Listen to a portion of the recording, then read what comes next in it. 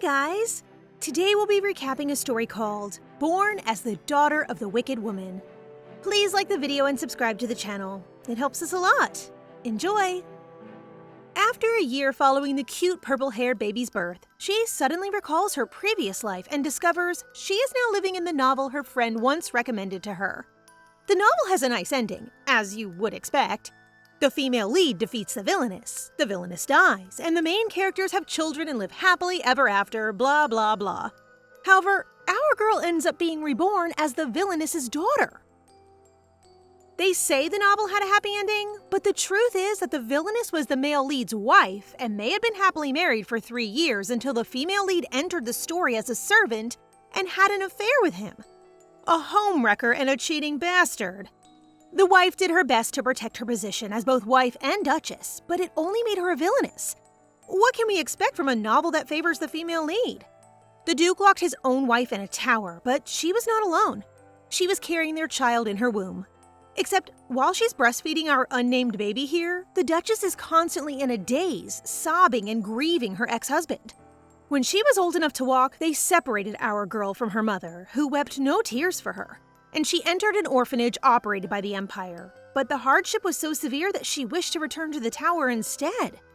She is now 6 years old, but the workers in the orphanage continue to mistreat her simply because she's the villainess's daughter, and even the director appears unconcerned, until a new worker, Yulene, enters the orphanage and is so friendly to her that she treats her like her own child. Then one day, our girl is led back to the tower to say goodbye to her mother, but she doesn't expect to see her so frail and ill.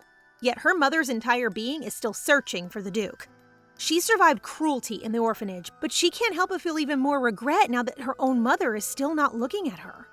However, because these are her final moments with her, she speaks out and informs her own mother that she has named herself Daphne, and that she understands her longing to be the Duke's wife rather than be her mother. That's so sad. No one even gave her a name. She then reassures her mother that she will never forget her and hopes that she finds relief from her pain as she holds her hand. At long last, her mother sees her and is ready to call her name, but she is unable to do so and dies with tears in her eyes. Daphne wails by her side, but this awful guard does not want to give her time to mourn, dragging her away and even smiling as he informs her that her mother would now be punished in hell.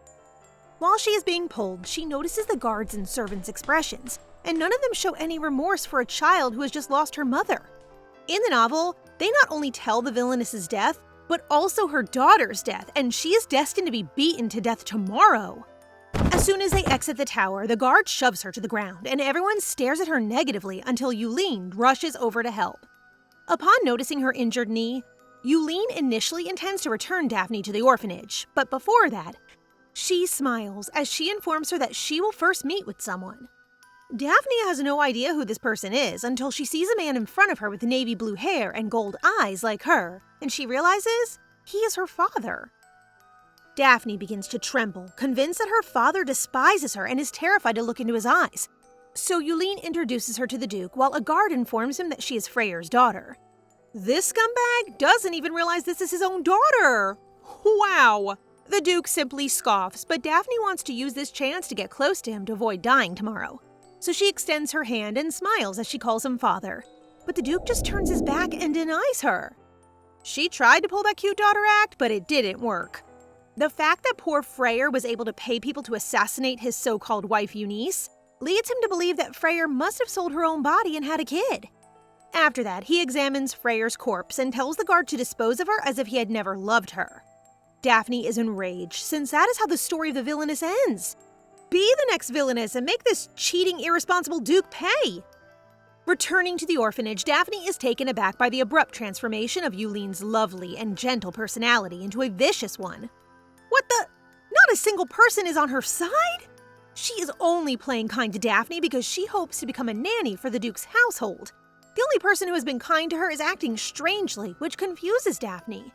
Not only that, but the other orphans start mocking her because her villainous mother has recently died.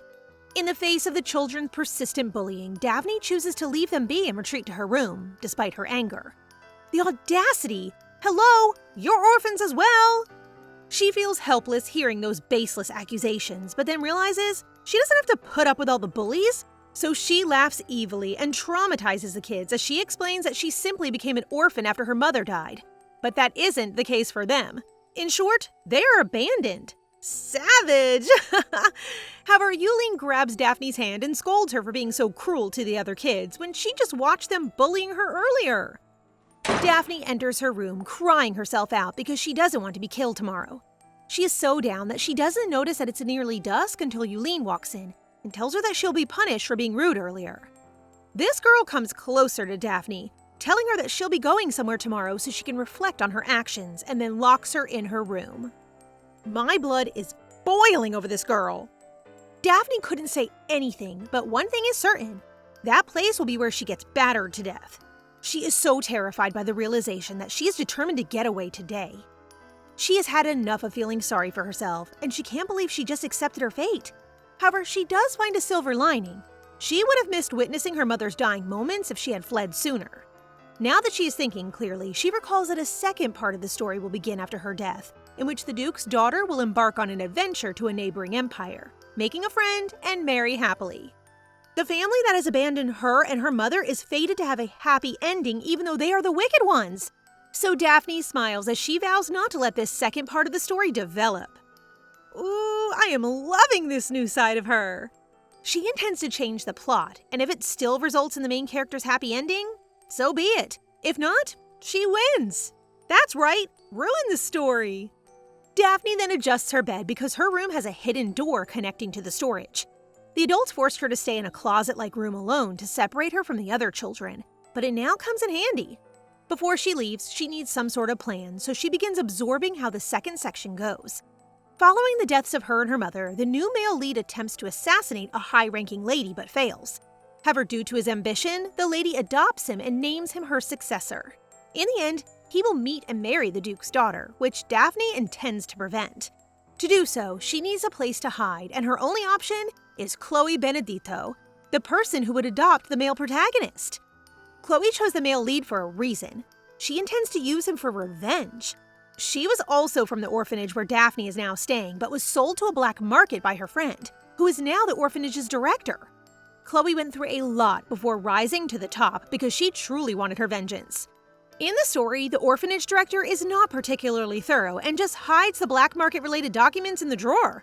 So Daphne plans to steal them and use them to make a deal with Khloe. While everyone is still asleep, Daphne sneaks off to the director's office to scan the drawer, but there's a problem. It requires a key. Please, don't get caught! Even though Daphne starts to freak out, she soon recovers because she knows the director is sloppy, so she assumes he stashed it away somewhere near his desk. After that, she checks the planter next to the desk, and lo and behold, there it is, the key. She seizes the document, despite her complete lack of literacy in the novel's alphabet, and tucks a special stamp, reasoning that it must be important given that it is hidden.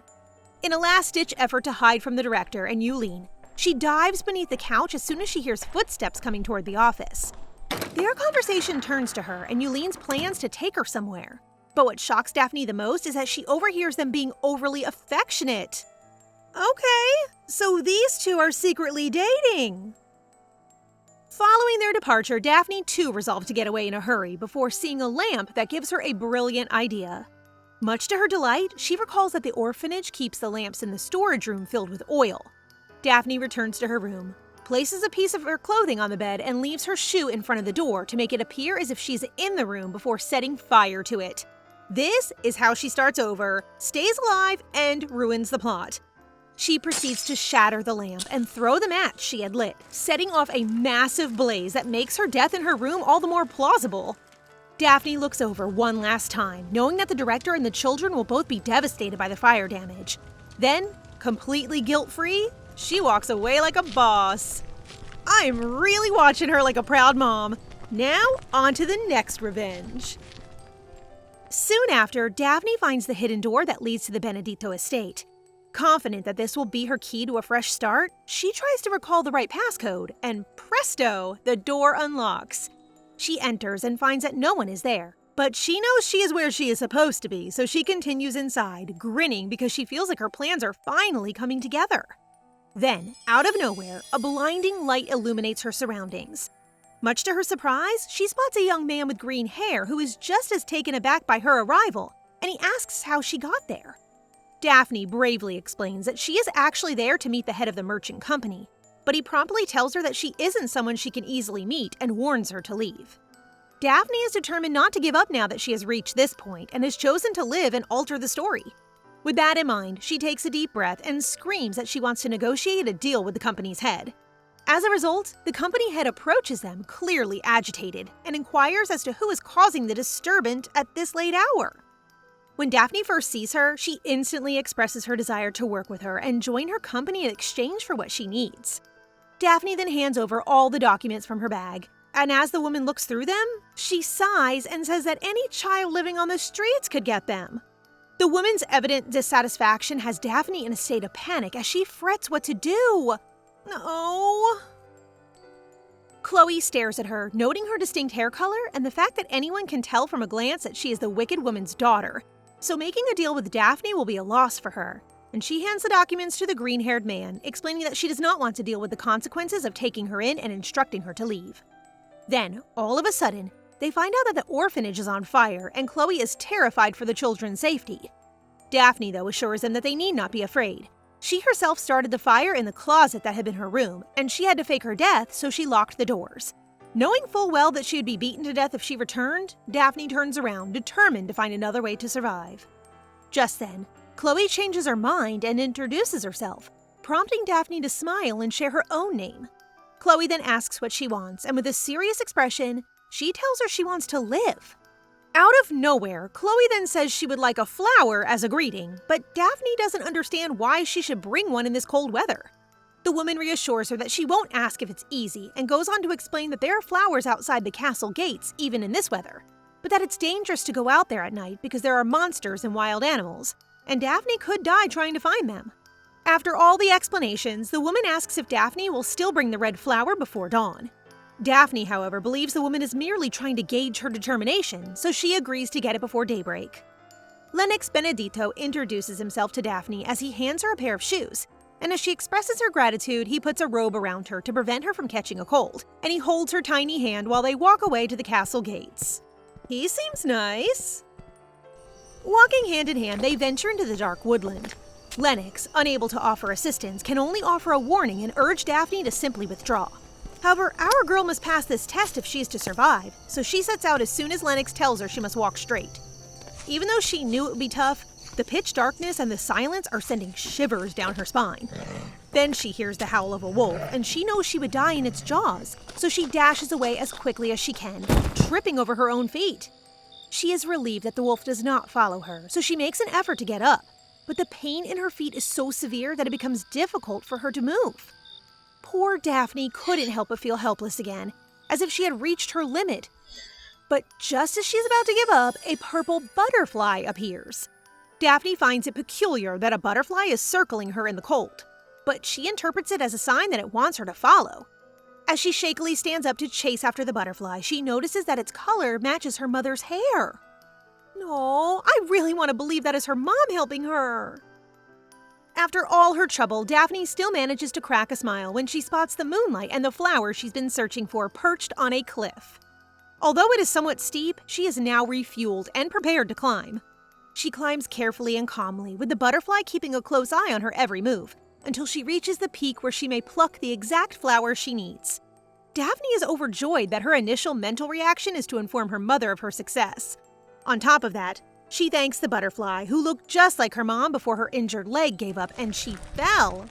At the same time, Lennox regretted leaving Daphne alone, and he is now searching for her when he sees her fall from a distance. He better do something! Daphne's leg hurts, her vision is fuzzy, and all she can think about is keeping the flower secure in her hands. She then awakens in such pain that even breathing is difficult, but she decides to sit up and notices a smiling man with pink hair and glasses handing her water. Also, did Daphne's hair color shift to a very pale purple? The guy explains that she fell, and Lennox was the one who brought her home. I was hoping Lennox would catch her, though. He goes on to say that the flower she plucked has already been sent to his mother, Khloe, which relieved Daphne greatly. Then he eventually introduces himself as Ragnar Benedito, the person who has been looking after her for the last few days. However, they have a problem. Her legs need additional treatment before healing. Daphne appears unaffected when she finds she can't feel her legs, and nonchalantly asks Ricarda if she'll never be able to use them again. If it was me, I would be in a panic. This drives Ricarda to grab her hands and tell her that he will make sure her legs recover now that he is her big brother, confusing Daphne, who takes his hand and claims she has no brother. Just then, Khloe enters the room, relieved to see Daphne in good health, and apologizes for putting her to a risky test. In her defense, she assumed Daphne would be terrified and flee, not returning with the flower. The Stacia flower can heal pain and is extremely rare due to its difficulty in cultivation. Thus, Khloe is amazed by Daphne's knack to defy the odds. Daphne is overjoyed when Khloe declares that she has passed the test. And when Khloe asks what she wants in exchange, Daphne firmly states that she wants to be her successor, which surprises the Benedito family. Daphne clarifies that she only needs the title. She does not need to be the true heir. She needs the title to prevent the male lead from becoming Khloe's successor, ensuring that the story does not continue.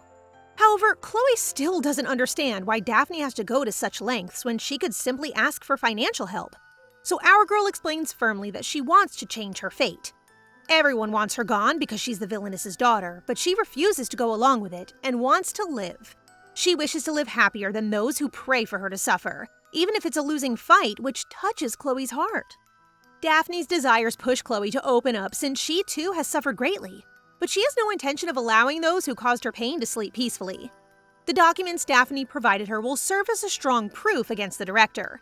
The fact that Khloe and Daphne share a desire for revenge makes Khloe smile. She only intends to lend a helping hand at first, but after seeing Daphne's resolve, she decides to name her successor. She then cuddles Daphne, who is now a Benedito, their family's new baby. Yay! One step closer to achieving her goals. It's a fresh day, and Lennox is carrying her around because they don't have a wheelchair yet, and crutches might be too difficult for her to use. However, his kindness is making Daphne so anxious, given that she's been betrayed by someone nice before. Who was that again? Yulene? No, urine, 'cause she stinks. According to Lennox, Daphne's hair turning white is likely a result of the agony and shock she endured. Much like Kaneki, if you guys know him. Lennox regrets not finding her sooner, but Daphne reassures him that while she lost her mother's hair color, she now has her new mother's hair color. New life, new hair. They're having a meal right now, and Daphne's eyes are beaming because it's probably her first proper meal. After eating, Khloe turns serious, stating that Daphne must follow some of her orders. Khloe is someone who provides a roof over her head and food in her stomach, so Daphne is aware that Khloe will expect something in return, and she is now preparing herself for whatever it may be. However, she is taken aback when Khloe simply states that she needs to keep her body healthy. Second, Khloe wants her to think of at least 5 things she wants to do, which confuses Daphne because she expected Khloe to ask her to do some work. I didn't imagine Khloe would be such a great mother to her. Khloe emphasizes that being healthy is vital and that their business would be based on her desires, which is why she wants to know what Daphne wants. She assures Daphne that she can spend as much time as she needs to think, and she gives her a small lesson about how merchants sometimes need to act ignorant before giving her her old bag.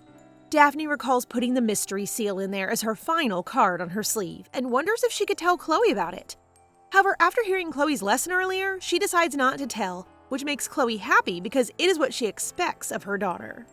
Lennox then proceeds to cut Daphne's hair, and she tells Lennox that in the orphanage, she used to cut her own hair because others were making fun of her purple hair. She then nonchalantly mentions that there were worse things that happened, prompting our soft-hearted Lennox to cry. Daphne has no idea why Lennox is upset, why Ricarda is learning magic to find a cure for her legs, or why Khloe treats her like a real daughter. A part of her believes that these people are genuine, but it is so strange that she begins to cry and blurt out that she's a greedy child. So she asks Lennox to stop being nice to her, fearful that one day they will turn their backs on her. That is just so sad. Daphne ends up with a fever and is still in a trance when she awakens to Ricarda scolding Lennox for not soothing her when she cried. Then she watches Khloe talk about how she respects her for hiding her last card, the stamp. Daphne blushes as she hears their worry and shuts her eyes, hoping it's not a dream. Dear, it isn't, and they all love you. She is now completely awake and appears flustered when Khloe calls her baby. Cutie. Khloe starts wiping Daphne's face with a damp cloth, which feels so warm that she becomes anxious again. Daphne starts crying and asks her new mom why they are so good to her, but she soon covers her mouth because she fears Khloe will hate her for being a crybaby. To convince a traumatized child like her, actions speak louder than words, so her mom carries her to her new bedroom. Unlike the tower and storage area in the orphanage, her new room is very shining, with her own closet full of clothes, a dressing table, and Khloe even prepares her a doll. Once again, Daphne breaks down in tears as she tells Khloe how much she loves her room. She thought Khloe would just give her a plain old room to sleep in, but now she's feeling so loved that she's scared she'll begin to get used to it. Khloe lowers Daphne to her bed and begins to comfort her, saying that she doesn't want her to have to endure what she has. She holds Daphne's face, claiming her as her own daughter, and although Daphne initiated their relationship, she will continue it and be her mother. And with a motherly smile, she tells her to focus on her health and enjoy life right now so that she can reach her goals. Lennox and Ricarda, she goes on to say, have no intention of becoming her heirs, so Daphne need not be concerned about that. Never in her wildest dreams did Daphne expect to hear such kind words from anyone, but now that she's starting to feel the love pouring into her, she wants to stop turning it down. After embracing her mom for the first time, she asks Khloe sweetly if she can now call her mom. The next thing on Daphne's list is to pick up writing skills, which Khloe has already set her sights on.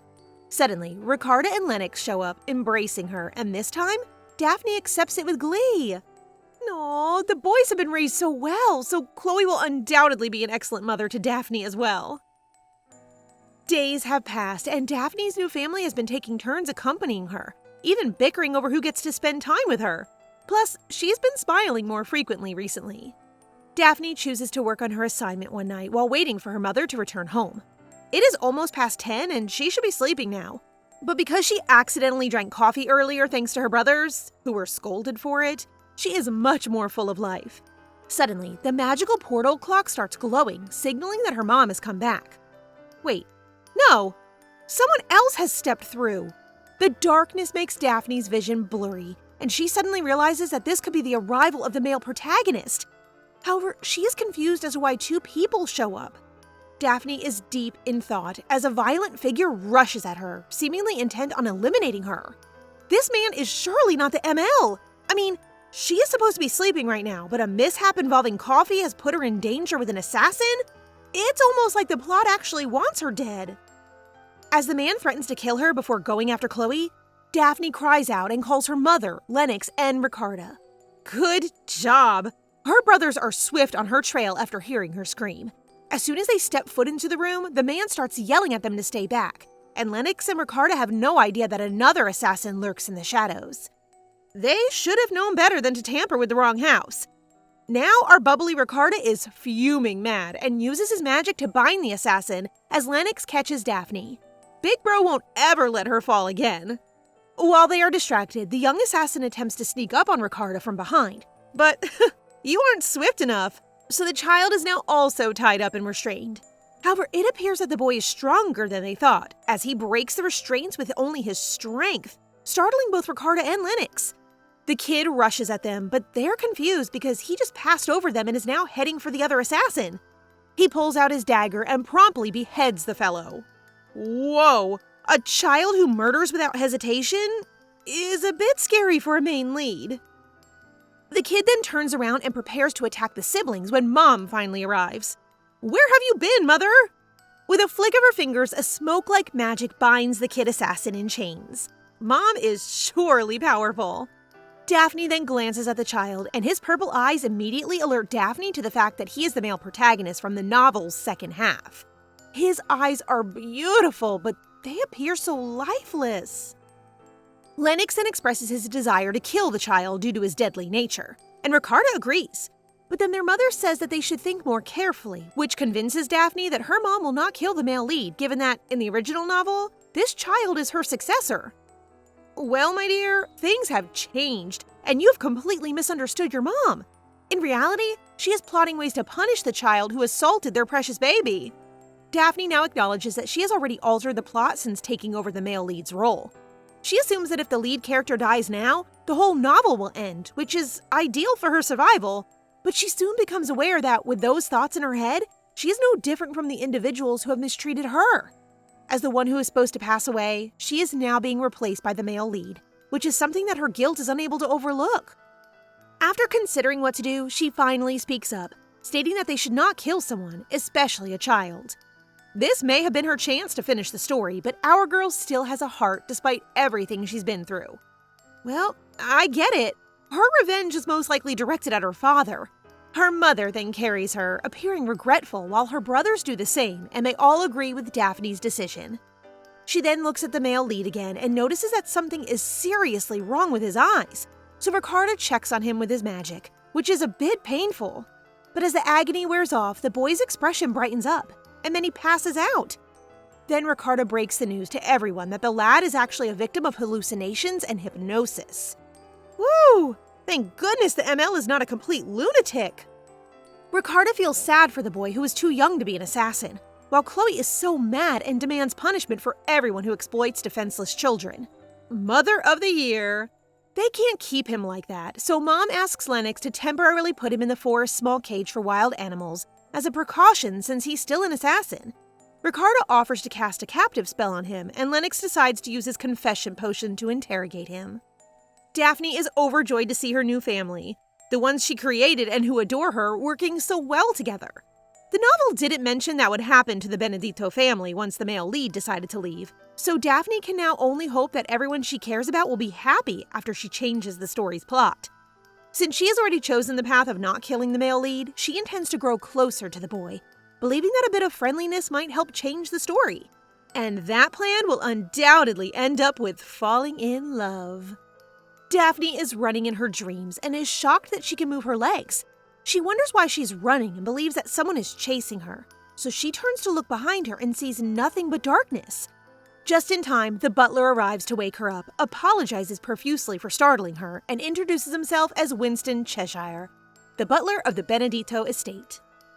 She informs the butler that she wants to see the boy again in the forest cage, but as Winston pushes the wheelchair for her, she wonders where he obtained it, only to discover that they had it ready in case she needed it. I knew it! Daphne can't believe her family tricked her, but the butler chuckles and says they were probably only trying to keep her safe. They really just want to get close to you, that's all. Daphne finds the forest vast, and they come to a halt in front of the cage, but she cannot see the boy, so Winston leans in to see him in the corner, and to add proof that he's really inside, his tummy begins to growl.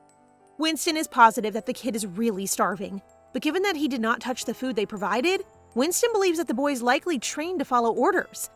The butler adds that the kid must have been brainwashed to only act according to orders, which reminds Daphne of the orphanage where there is plenty of food in the kitchen, but she is beaten, so she has to get used to starving, and for some reason, she wants to make sure he eats. She asks Winston to take her closer to the boy because she wants to feed him the food, but Winston refuses, claiming that it's too risky. So Daphne uses her cuteness to persuade him that she is certain that the poor boy is extremely hungry, but not eating because he's afraid of adults, and perhaps he will eat if she feeds him. Winston gives up and really can't stop her, so he merely begs her to stay outside the cage and orders her not to put her hand inside. As she gets closer to the boy, she greets him, but this makes him angrier. Well, that is better than no emotion at all. Believing that he is on guard, Daphne considers a decent method to approach him and remembers that she must approach him slowly and gently. She is confident that it'll work because her mother used the power of kindness to make her open up. She holds a sandwich plate and asks him why he didn't eat, convincing him that if he's hungry, he can't move or run away, causing the male lead to flinch and his eyes to turn to the dish she's holding. He is cute. She places the plate inside the cage to make it easier for him to eat, hoping he will enjoy his meal, and offers him a bottle of water as well. As soon as Daphne says he can eat, the boy begins to consume his food, making her so pleased.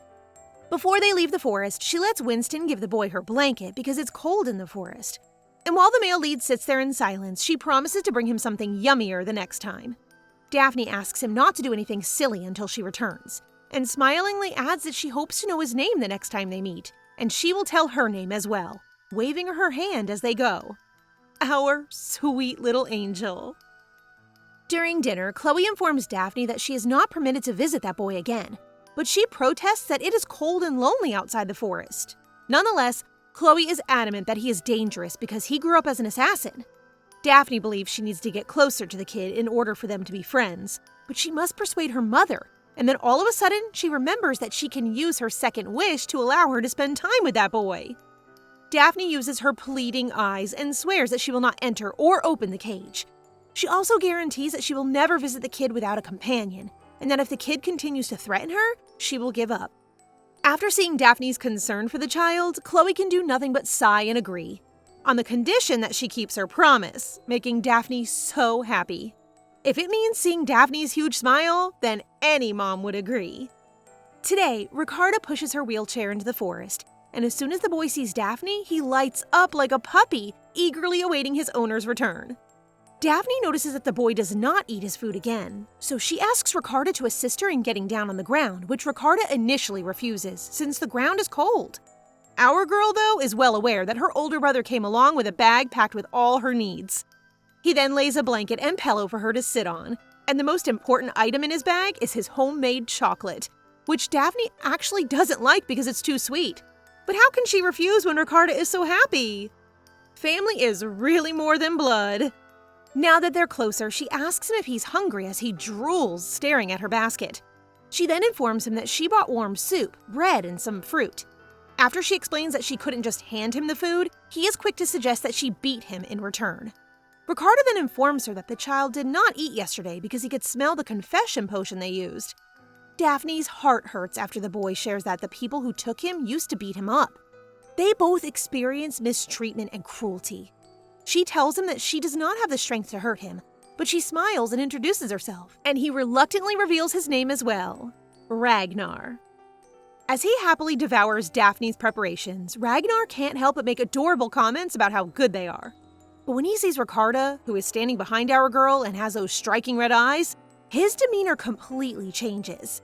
Ragnar starts to seem frightened since Ricardo's towering stature reminds him of the adults who used to hit him, which surprises our ever-loving big bro. The fact that her brother appears menacing makes Daphne wonder if his size is to blame, so she invites Ricardo to sit with her. Almost immediately after that, she observes Ragnar calming down, and she is now certain that Ragnar too was assaulted by grown-ups, which is something that is similar to what she experienced. Like her, Daphne wants Ragnar to understand that there are still nice and warm things in this world, so she begins to offer him hot chocolate, which she describes as her favorite drink. Ragnar gives it a shot, and after he has finished the entire mug, his eyes light up with excitement as he appears to have discovered his favorite drink. OMG, his cuteness is really something! Daphne grins as she sees him enjoying the drink, but Ragnar looks away as she keeps staring at him, making him worried that Daphne will be disgusted by his sharp purple eyes. It is adorable, though, that he looks like a cat yet behaves like a dog.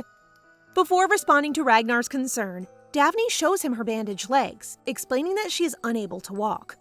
Then she returns the question, asking if Ragnar finds her unsightly.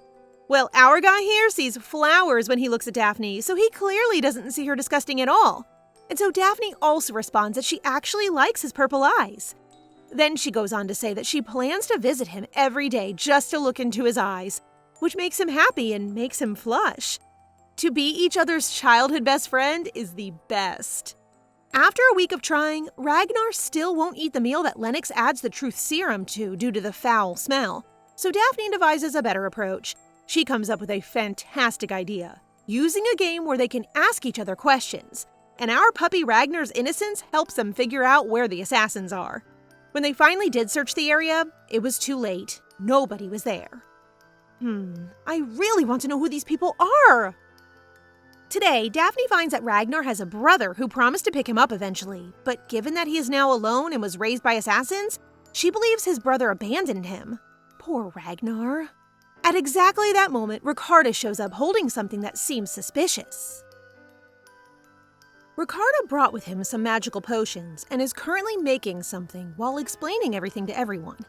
Daphne is trying to make sense of what Ricardo is up to when he gives her the stick and tells her to follow the trail he made. Daphne enjoys it as it reminds her of the game Connecting the Dots, and Lennox is very patient as he carries her. Ricardo then asks her to place the stick in the center of the magic circle she has just traced, after which he touches it and begins to glow. This is just making Daphne more confused, so Ricardo explains that he has been observing Ragnar for the past week and thinks he is not under any spell anymore. After consulting with the family, they decided to link the estate and the forest so Daphne could access the magic portal. Ricardo continues by saying that getting to the forest is becoming more difficult now that it's getting colder, but they can't stop Daphne from seeing Ragnar, so a magic portal is thought of. They are all taken aback when Ragnar slaps his own face to ensure that he's not dreaming and joyfully informs Daphne that he can now spend more time with her, while Lennox offers to apply medications to Ragnar's face, warning him that he frightens everyone, but he merely smiles. Daphne can't help but question if the male lead in the novel is supposed to be a dummy. Who doesn't like a male lead that has golden retriever energy, though? Upon reaching the portal unnoticed that evening, Daphne feels happy.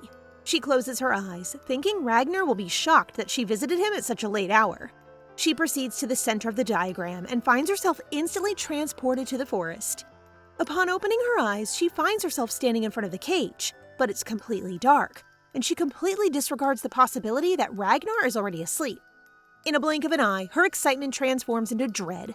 The nighttime brings back terrible memories of the people who despise her, and she starts to panic. Daphne's hands won't stop shaking, and her mind is screaming for help until she notices something sparkling and glowing in the dark, and discovers that it's Ragnar's eyes that light and dazzle so wonderfully. It makes her calm down, and she begins complimenting how his eyes are more lovely than the moon that lights up the sky. Ragnar then asks her if she sneaks out because she misses him. He now knows how to crack a joke while Daphne offers him a hot cocoa, which he gratefully accepts and begins to sip in front of her, making her smile. Daphne plans to come every day to play with him and every night to smuggle some snacks for him, figuring that as they become closer, he will trust her more and it will be difficult for him to dislike her. Daphne is relieved since she believes that everything is going according to plan. Ragnar is suddenly curious about why she dislikes sweets. She just tells him that it's because they're overly sweet and she's afraid of melting along with them. She thinks it's true that if something is excessively sweet, you tend to lose sight of reality. She fears that, like marshmallows, her resolve to carry out her revenge will also melt away. Ragnar laughs, thinking she's like a baby who fears melting away. This makes her blush because she cannot believe she's being treated like a baby by a little kid. So she turns around and tells him she's leaving, but he squeezes her hand and reassures her that he will hold her so that she will not melt away, and promises to be by her side from now on, giving her a big smile. But she is concerned about whether Ragnar will stand by her side once he discovers that she is the villain's daughter. Lennox touches the new leaves sprouting on the ground and tells everyone that spring is on its way, reminding Daphne that it has been 2 months since she arrived at the Benedito estate, and a month since she met Ragnar, which reminds her that Ragnar appears to have a secret these days because she finds him doing something in his cage, but he hides it as soon as he sees her, leaving her wondering what it is. Ricarda suggests that they travel somewhere with Daphne when the spring arrives, causing Ragnar to react fast and declare his wish to go with Daphne. He squeezes the iron bars hard enough for him to react by gripping his left wrist, prompting Daphne to check on him, only to discover a fresh wound. Lennox promptly treats his wound and uncovers why they have a missing plate. Ragnar must have shattered it and attempted to clean it up, but suffered an injury instead. They soon learn that Ragnar chose not to tell them because he believed he would get into trouble, and he chuckles as he shows Daphne that the scar looks cool, which Daphne disagrees with. Our poor boy doesn't understand why Daphne is upset when everyone has informed him that scars are medals of honor, leaving the Benedito siblings to look at him with disbelief. Daphne shivers at the thought that Ragnar's abusers not only used violence, but also convinced him that getting hurt was acceptable.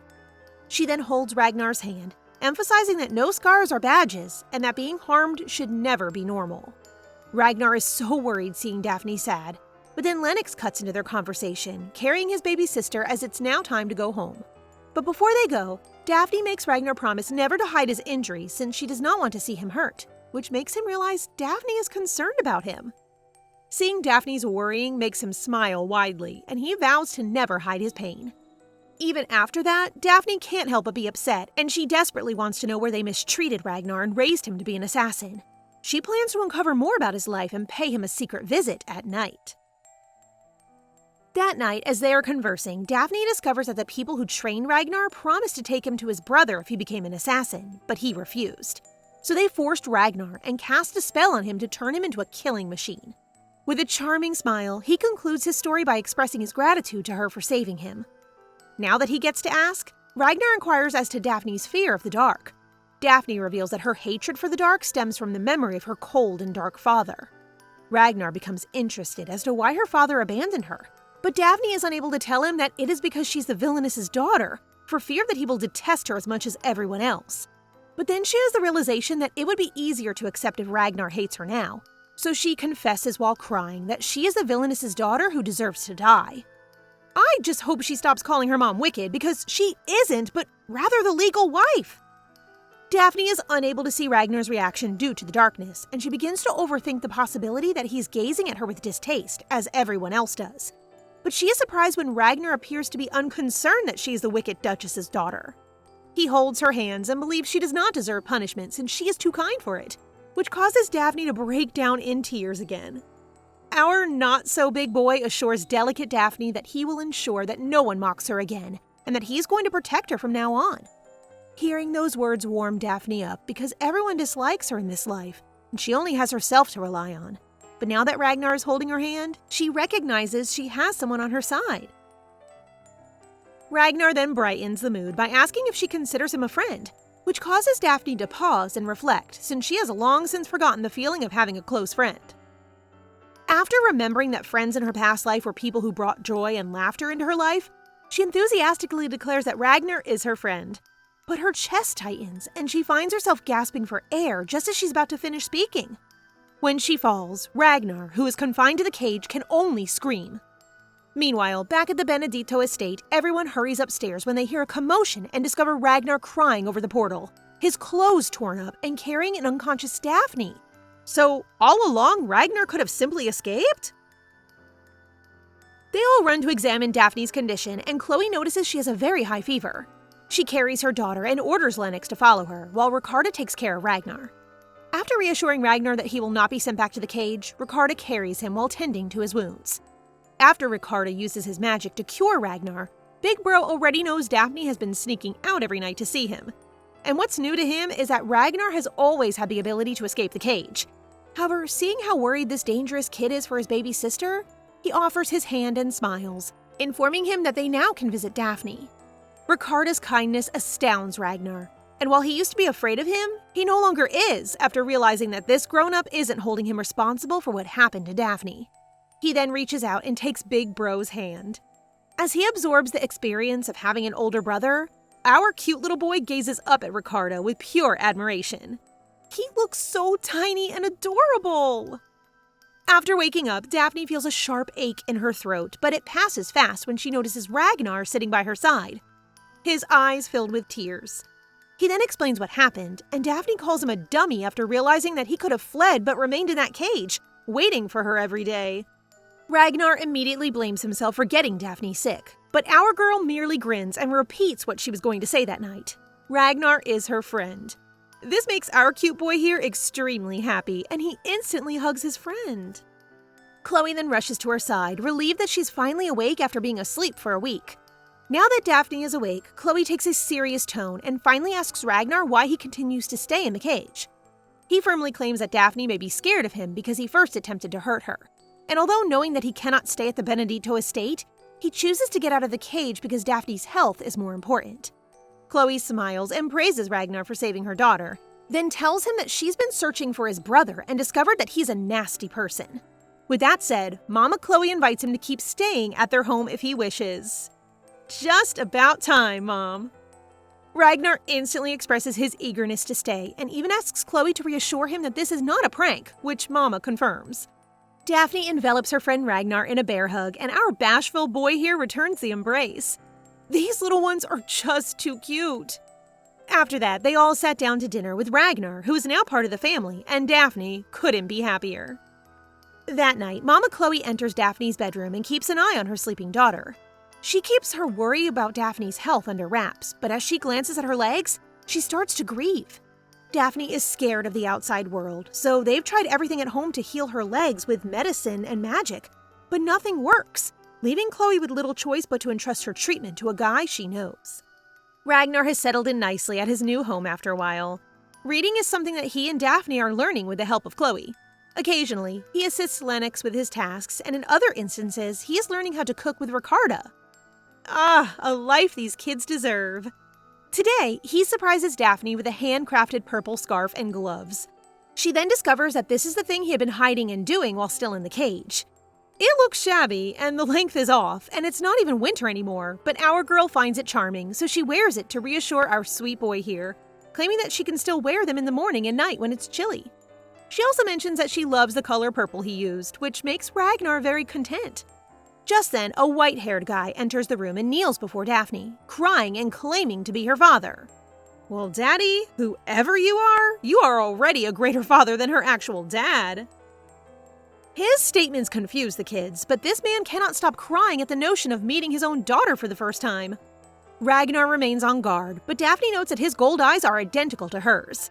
Only nobles in the kingdom have golden eyes, so this crybaby in front of her must be a nobleman as well, until Mama Khloe appears, fuming and screaming this man's name, Axelius.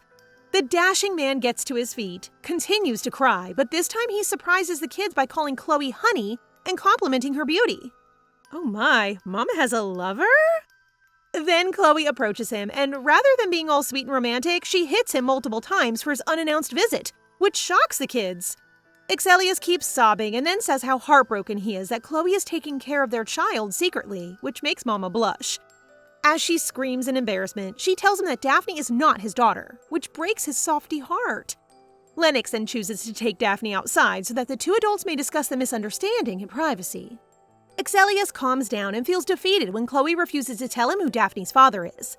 Well, he actually has every right to be suspicious because he and Khloe spent the night together 5 or 6 years ago before he left for war. I really hope they rekindle their love story since they are great together. They then discuss Daphne's leg, and Khloe says that they've done everything but can't cure it. Axel is even more taken aback that Lennox and Ricarda, the best magicians and alchemists in their kingdom, were unable to treat Daphne. Whoa, big bros are powerful! Axel has come to understand that Khloe called him because their only option is to get Daphne treated at the temple.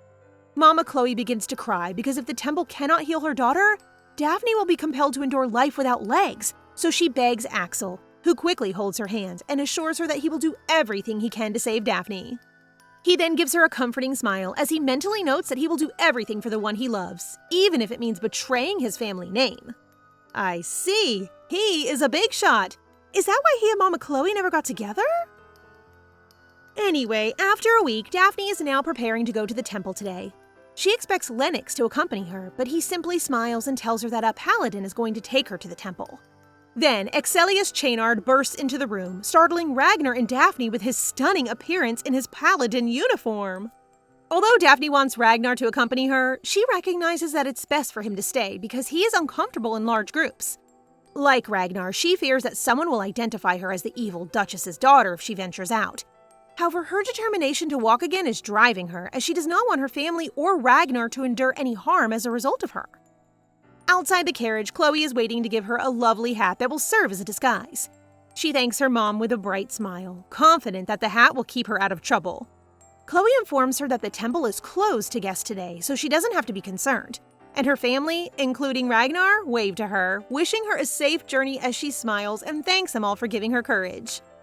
Everyone greets Sir Chainard as they approach the temple, prompting Daphne to believe he is a paladin after all.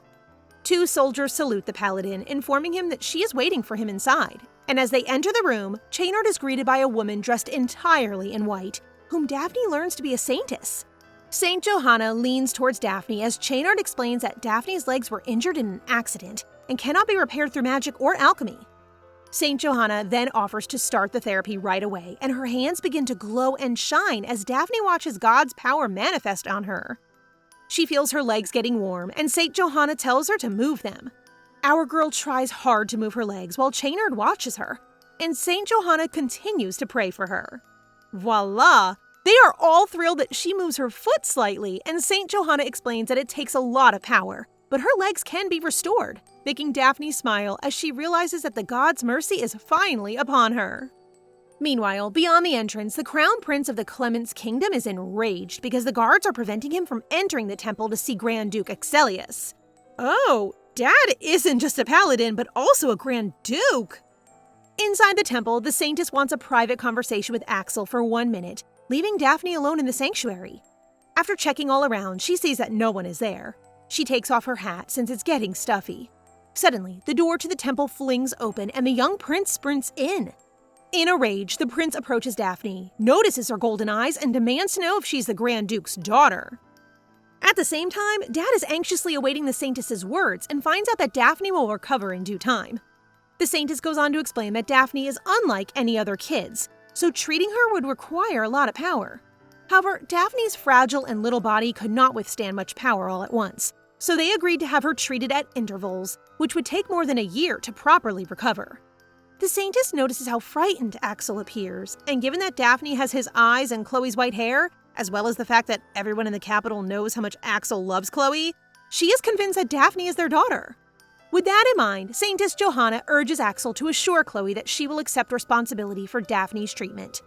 He didn't mention Khloe, so he realizes the Saintess must have misunderstood them as parents. But before he can explain, they hear Daphne screaming outside. Axel rushes outside and finds the young prince yelling at Daphne for having gold eyes when he doesn't.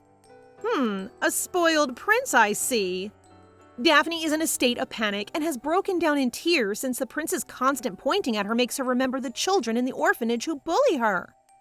Mr. Crying Man rushes to defend her from the prince, and when Daphne hears him address the child as Your Highness, she realizes he's the crown prince and the female lead's fiancé.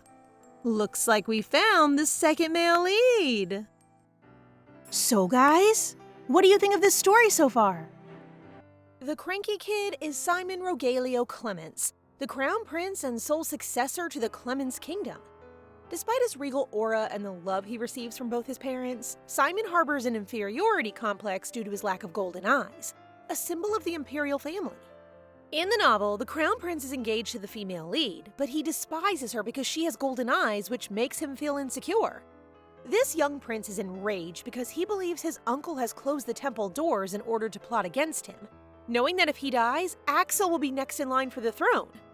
The Grand Duke makes it clear that he has already told his brother, the Emperor, that he has zero interest in the throne, and he is frustrated that his own nephew feels he's planning to betray him. This calms the little prince, who then asks his uncle, in a soft voice, why he closed the temple, prompting Axel to inform him that they had come to treat Daphne. Simon is startled when Axel states that Daphne isn't his daughter because they look remarkably alike, which also surprises Saint Johanna. Afterwards, Simon returns to the royal palace where his mother observes his unusually long face, but decides to discuss it later because they have an appointment with his fiancée. Normally, Simon would have a few crown princess candidates to choose from, but because he lacks golden eyes, they must ensure that the future crown princess has one to compensate for his lack. And what's worse, even his mother is not proud that he inherited his eyes from her.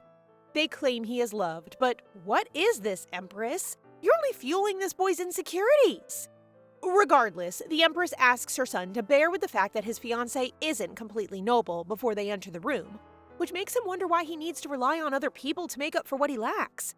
As soon as they enter the room, a girl warmly introduces herself as Maria Horonis, but Simon can't help but compare her eyes to Daphne's, which he considers to be more beautiful golden eyes. Oh, did the prince fall for our girl at first sight? True though, Daphne has a lighter tint, while Maria, her half-sister, has a darker and duller shade of golden eyes.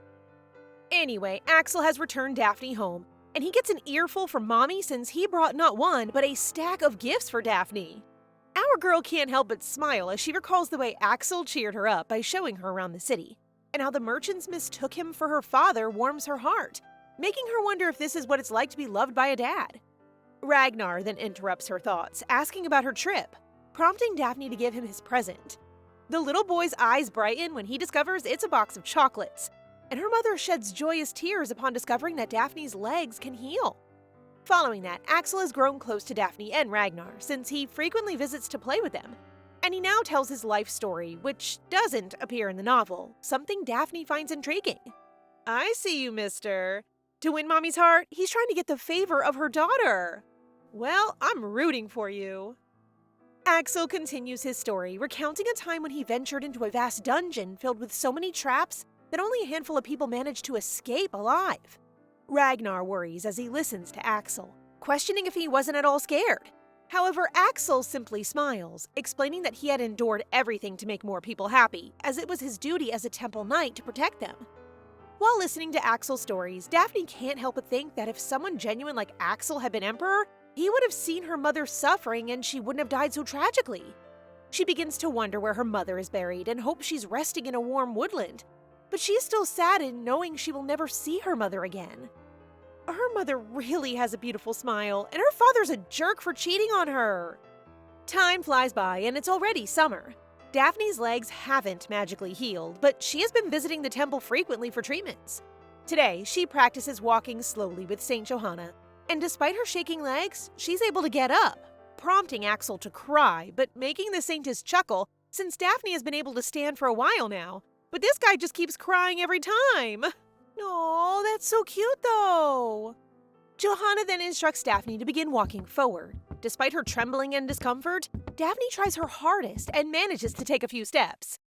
The development fills Axel with joy, and he rushes to embrace his daughter. Yes, accept it, sweetie. This guy is now your daddy. To celebrate, they stop by a cake shop after their temple appointment, but they get caught up by severe rain. Axel believes it would be dangerous to return home right now, so he joyfully recommends that they spend the night at his palace instead. And when they arrive, Daphne is taken aback by just how big it is. Mr. Crying Man's manner shifts to a more noble one as he asks his butler to arrange a bath and proper clothes for Daphne, while instructing everyone to leave. Granny, the head maid, takes Daphne from Axel and can't stop smiling at her because Axel has been gushing about her, describing her as his own cute daughter.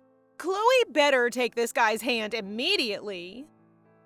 The head maid then chooses to get her something hot to drink and leaves the room, while Daphne notices that her clothing fits perfectly, leading her to believe that Axel made it specifically for her. The fact that Axel is so pleased to brag about how much he loves her, he even washed her feet at the temple earlier, has made her wish he had been her real dad. It's okay, he can be now. Just then, she hears a knock and is startled to realize it's the Crown Prince. Daphne is terrified because she worries Simon will yell at her again, but it turns out that the young kid only wants to apologize for frightening her the first time they met, and promises to be more careful from now on. Aw, how sweet of him to apologize. The room becomes awkwardly silent as our girl is surprised that this cranky boy knows how to apologize. But it does make her feel better, so she smiles and accepts his apology, making Simon beam as well. She finds out that Simon sought refuge in his uncle's palace from the rain, and had earlier followed her to the temple, but had been unable to find the right time to approach her. He then sits next to her, and seeing how she tried to cover herself up that day, asks if she hates her eye color, which she honestly confirms, saying she prefers purple over gold. This puzzles Simon because gold is a symbol of nobility, but Daphne simply states that she does not need it because she's not a member of the imperial line, and it reminds her of someone she dislikes, her cheating father.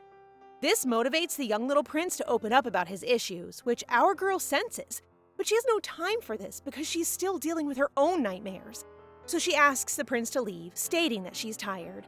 However, she is taken aback when Simon cries because he lacks golden eyes, and admits to being jealous of her. He's an innocent child who simply wants to be accepted for who he is. Okay, we now have another sweetie pie that needs protection. Despite her own issues, Daphne isn't the type to turn a blind eye to a crying child, so she reassures him that he doesn't need to bottle up his feelings and she is willing to listen. Simon calms down and explains that everyone in his family has golden eyes except him, and while they tell him his eyes are good, he knows they're talking behind his back since golden eyes must be passed down. He tears up, wondering if he is to blame for being born without the so-called precious golden eyes, which upsets Daphne and prompts her to ask whether, without the golden eyes, he would not become the crown prince, or if his parents would not accept him as their son. This causes Simon to reflect and realize that his parents love him, so there should be no problem. And Daphne advises him to stop listening to other people's opinions because there's nothing wrong with him. Simon then turns to face her and asks if she really doesn't care that he doesn't have golden eyes, and he wants her to swear it. Our little crown prince begins to cry again the second Daphne ensures this. He has longed his whole life for someone to tell him that it's all right to be born without golden eyes. After all of the crying, Simon's eyes get puffy, but he apologizes to her again and properly introduces himself, as Daphne does. He then gets up and walks back and forth since he's shy about asking Daphne to be her first friend, but sorry little guy, that spot is already taken by our precious Rara. As a result, she asks if he'd like to be her second friend, which he accepts since he has no other choice. Second friend equals second lead, I guess? Just then, Dad enters the room and is shocked to find his nephew's swollen and puffy eyes. The little crown prince proudly reveals that he has come to apologize to Daphne, and that they have even chosen to become friends, which Axel finds unlikely, and the two begin squabbling. At least we know that these two don't actually hate each other. Anyway, Axel sits down next to Daphne and gives her a butterfly brooch, which Daphne finds surprising because it's the exact brooch she was admiring in the market earlier. And the fact that Axel noticed it makes her very happy. Simon blushes because of how lovely she appears with the brooch, her smile, or both, while Axel cries because this is the first time Daphne has smiled so broadly at him. Everything Daphne does is like a milestone for him. Such a cutie. After putting Daphne to sleep, Axel goes out and receives information that the person spreading rumors to the Crown Prince is none other than our girl's cheating biological father, Duke Hieronymus. He made his daughter Simon's fiancé, and now I'm guessing he wants the throne too? This frustrates Axel because he does not want his little nephew to become entangled in the adult's mess, especially because he's already under a lot of pressure, partly because of his lack of golden eyes. Messing around with a child is a filthy act, prompting his butler to advise that they should warn Duke Hieronymus. When they get home the next day, Daphne's mother hugs her and asks about her stay at Axel's mansion. Daphne is all smiles as she states she had a wonderful time, and Axel even sang her to sleep, which surprises her brothers. The kids are chatting when Mommy Khloe approaches Axel to thank him and offers to return the favor, which Axel initially declines. But Khloe persists, prompting this man to blushingly ask her out on a date. He finally made a move! Khloe smiles as she happily accepts, causing the pure guy to cover his mouth in shock and joy. But when Khloe finds out that Axel got Daphne a beautiful hairpin, the whole romantic vibe goes out the window. Mommy is furious because she still hasn't given her daughter a hairpin, and Axel has stolen her joy as a mother. So say goodbye to the date. Can these two get married already, please? Still, our guy isn't giving up. So after a few days, he finds another chance to ask Khloe, explaining that the temple is closed to outsiders today, so they can go together while Daphne gets her legs treated. Khloe looks at the kids and declines his offer because she is concerned about leaving Ragnar alone. But Daphne offers that they all go together, which worries Ragnar, because people might be terrified of his eyes. Daphne consoles him, suggesting that he can simply wear sunglasses and will even teach those who want to harm him a lesson. This improves his confidence, so he chooses to tag along. Our little guy looks adorable in his sunglasses, and he can't help but be thrilled by how beautiful the temple is. Daddy carries Ragnar so they can wait downstairs, while Mommy takes Daphne to St. Johanna for treatment. See this? Such a happy family! Khloe then comments on how happy she is to be able to see how she receives her therapy, which surprises Daphne because Axel usually reports it to her, but Khloe merely grins and says it's just a mom thing. Daphne is filled with immense happiness as she has never experienced such love before. These precious moments are ones she hopes will last forever, and she wishes to never grow older. It is truly heartwarming to see how she values each moment. After her treatment, Khloe requests that she go see Axel and Ragnar first, since she still wants to speak to the Saintess. However, when Daphne arrives, she is surprised to see the two boys fighting. Simon claiming to be Daphne's official friend, while Rara refuses to accept him because Daphne hasn't shared anything about him. After calming the two boys, Daphne holds their hands and introduces them to each other. She then stresses that they're both her friends and encourages them to get along. However, when she instructs them to shake hands, they both react and turn their backs while Daphne wonders why they dislike each other, making Exelius giggle. Dad knows what's going on. The two boys decide to join Daphne in the library, who then announces that she will be reading, so they better stop bickering and just keep silent. While holding their hands, she tells them that she prefers calm individuals in public places, to which they both agree. Since they've settled down, Daphne decides to read until her mother arrives. What else can you do to keep your friends quiet? Bring them to the library. She is reading a book featuring a beautiful white butterfly, and it dawns on her that her interest in butterflies began when a purple butterfly helped her in the forest, for which she is deeply grateful. On the first page, she reads that everyone shouldn't avoid death because it will lead them to God, which Daphne finds ridiculous since if what she's reading is true, why should anyone, especially her mother, have to go through a painful death just to meet him? She wants to continue reading, but the last page is missing, so she looks at both boys. Her frustration subsides when she notices that they're both sleeping peacefully, so she decides to take a nap as well. Meanwhile, Axel doubts Khloe's decision to make Daphne her successor because the child is so frail. But Khloe merely grins while quoting the missing page of the book Daphne was reading, which states that while death will lead you to God, those who escape death will meet their true selves. Daphne has already evaded that fate, so Mommy is confident that she can handle her business.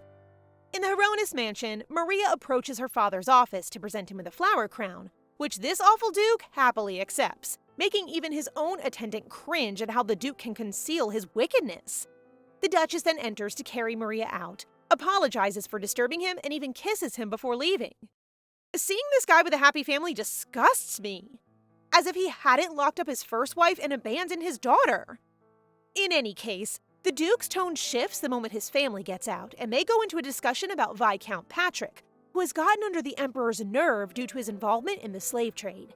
The Viscount lost his wealth, his wife divorced him, and he's now plotting revenge on the imperial family. So the Duke's attendant suggests that they simply pass along information about the Crown Prince so that the Viscount can kidnap him at the temple. And then they rescue the Crown Prince while blaming it all on Grand Duke Axel. This will undoubtedly cause an internal conflict between the Crown Prince and the Grand Duke, and Simon will regard him more highly than Axel, causing Duke Hronis to smile and give the order to proceed with the plan. Today in the temple, the kids have their own mini playground, which Axel created specifically for them. The three sit under the tree, and Daphne asks the Crown Prince if it's okay that he always comes to play with them. She then learns that Simon dislikes the palace because they continuously talk about his eyes, which she doesn't care about. Simon smiles since Ragnar does not appear to care about his eyes, which are making him happy. The Crown Prince then inquires as to why Ragnar always wears sunglasses, but only hears a vague response that Ragnar's eyes are bad, prompting the two to go at it again.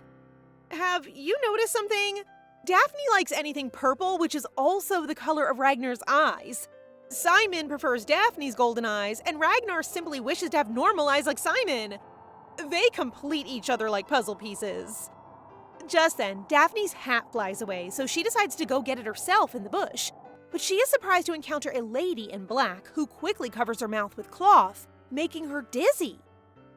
They are now inside a carriage, and our Crown Prince may be young, but he recognizes the old guy kidnapping them as Viscount Patrick, who was convicted for selling slaves.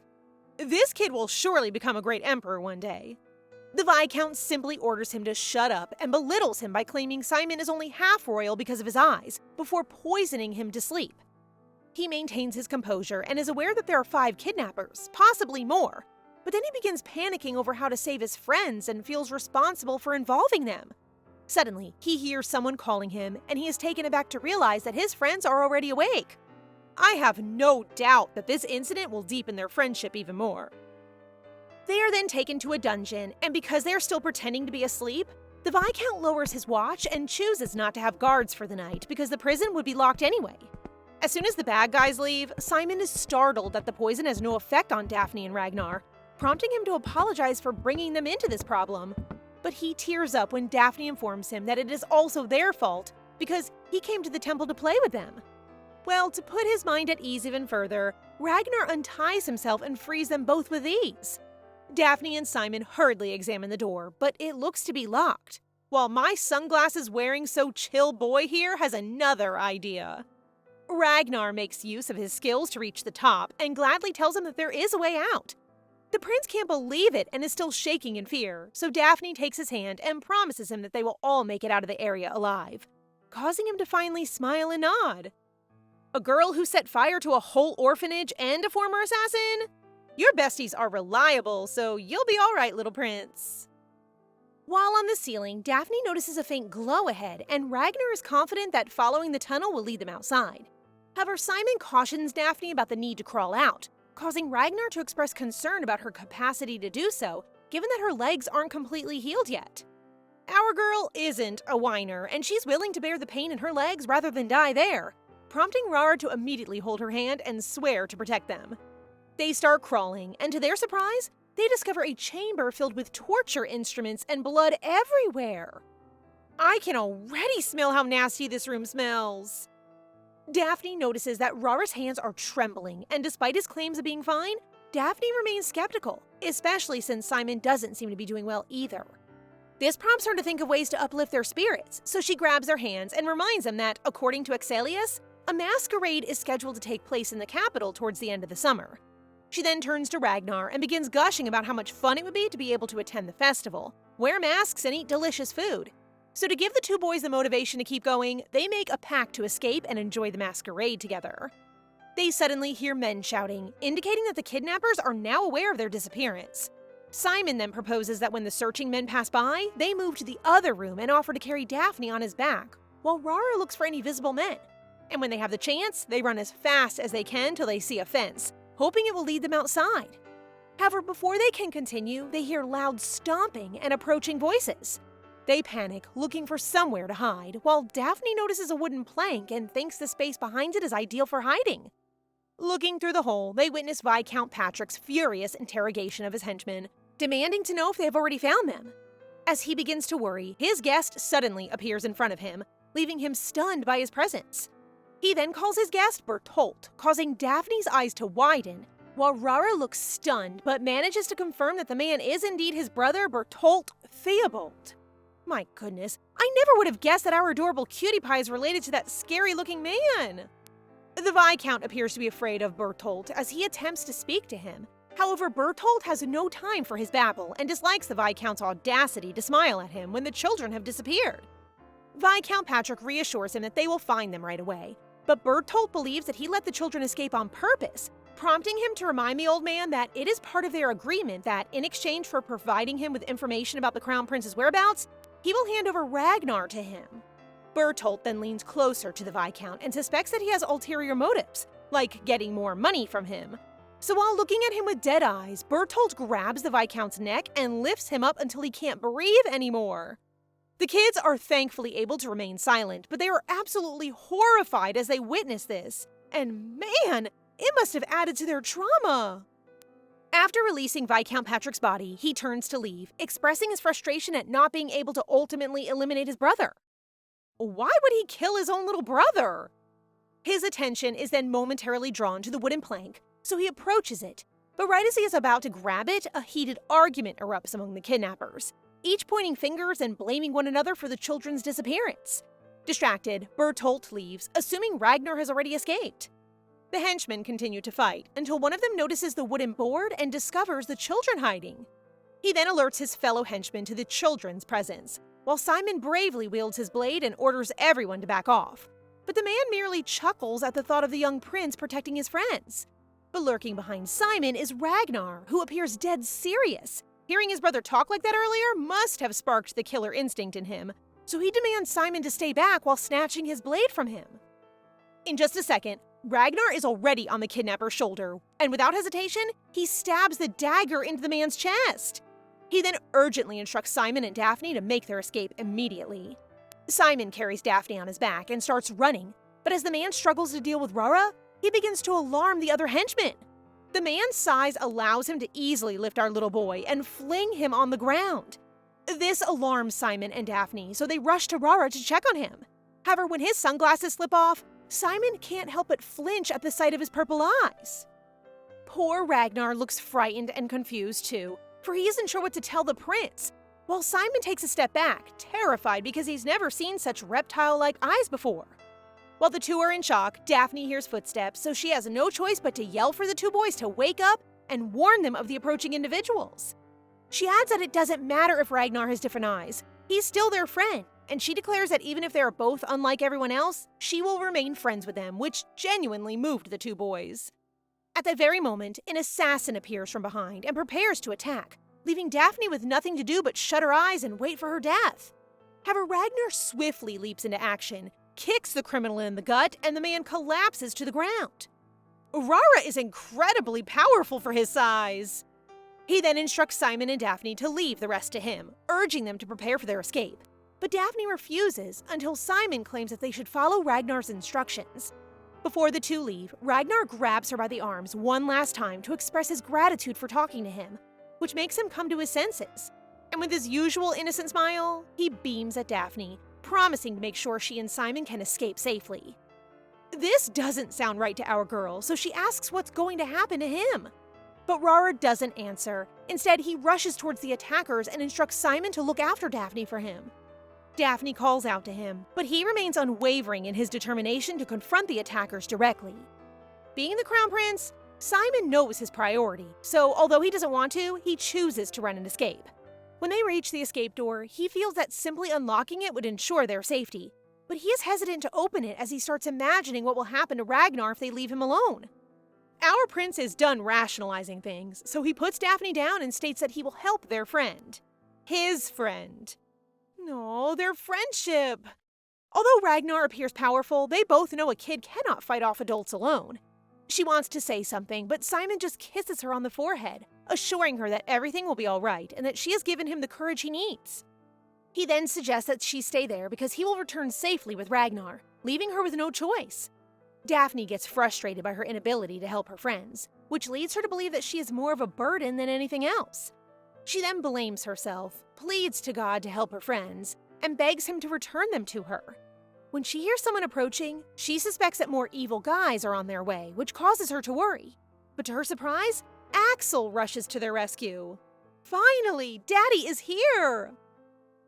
Daphne cries in his arms as her dad apologizes for being late when they hear Simon scream for help. Look at this brave crown prince protecting Ragnar, who is already hurt! Before the assassins can do anything to the prince, Axel swiftly orders his knights to contain the enemies and ensure that no one escapes. Simon's knees finally relax as the enemies run away, but Uncle Axel catches him before he falls. Axel apologizes for the temple's lack of security, which Simon agrees to, knowing that if this becomes public, people will circulate suspicions that Axel is attempting to get rid of him. However, Simon grabs his uncle and smiles since he knows his uncle would never do that to him, causing Axel to break down as usual. Simon then returns Ragnar's sunglasses and apologizes for his previous remarks about them. He then shyly states that Ragnar's eyes do not terrify him at all. Simon goes on to say that he doesn't care what kind of person Ragnar is since he is his friend, which makes Ragnar feel warm inside, and he smiles, expressing that he feels the same way about him as well. Daphne then approaches the two and sobs with joy that her friends are safe. You know what? Whoever wins our girl's heart isn't important to me anymore. I just want these three to stay friends forever. The knights have the crown prince rest in the carriage while Ragnar and Daphne get accompanied by their brother Lennox, who is relieved to see the two safe. Lennox informs them that Ricarda is also present, but will be unable to come with them since he will assist the Grand Duke in dealing with the assassins. Yup, that bubbly brother of theirs is currently in the dungeon with the captured assassins, doing his utmost to refrain from wreaking destruction on these men who dared to harm his siblings. Yet, he decides to use his powers and sets the dungeon on fire while he smiles evilly at the shackled criminals. Big Bro here is simply an advocate of world peace, less kidnappers, means a safer world, right? Now that they're outside, the knights are voicing their disapproval of Ricarda's actions because, even though the Viscount is dead, it's still wrong to lock everyone inside the mansion and then set it on fire. Ricarda appears completely uninterested. Literally, his face says, "I just did." But still, he provides them with a rational explanation that the criminals can still escape because he did not lock the dungeon. Though nothing will change because they will still be arrested by the knights outside and executed for treason. Ricarda then notices something odd, so he questions the knight why there are troops from the Heronis dukedom and discovers that apparently they're in the area following suspicious individuals and ends up running into this mess. Big Bro does not believe these are just coincidences and the kidnapping could be connected to Duke Heronis, so he intends to investigate further. I can't wait for him to find out that this man mistreated his sister. After a few months, everything returns to normal, and our girl is now writing a letter to Simon, informing him that they are preparing for the approaching masquerade. According to what she's heard, the temple has been more heavily guarded since the incident, and as expected, the kidnapping of the crown prince made headlines throughout the empire, with everyone involved being brutally executed. Daphne then receives a knock from Lennox, prompting her to show off her progress by walking towards him and hugging his legs. She's so tiny, and yes! Our girl's legs are improving! Anyway, Lennox enters her room to show her and Ragnar their party masks, which excites Ragnar since he will see Simon. Besties now and rivals for Daphne's heart in the future. They are now on their way to the masquerade, and Daphne is relieved that Ragnar is more cheerful these days, as she has noticed how downcast he is since that incident, when he finally saw his brother but discovered that his big brother only had intentions of killing him. She feels bad for Ragnar and impulsively embraces him, which annoys big brother Ricarda and quickly separates the two, arguing that if he isn't dating, the kids can't either. Such a mood! Make the grown-ups go on dates first. When they arrive, the kids are amazed by how festive the city is, and before Ricardo leaves, he instructs that his siblings pay attention to Axel, which they excitedly comply. Axel then approaches the two and compliments their masks, followed by Simon, who exclaims about how incredible his lion mask is. Daphne then holds her two friends' hands, filled with joy, and wishes them a carefree day, hoping that they will forget everything that happened before, which makes the two boys beam, and off they go. They play, eat, and eat some more until Daphne decides to wait in line for the candied fruits, at which point she drools over the strawberry ones and unintentionally lets out a sound.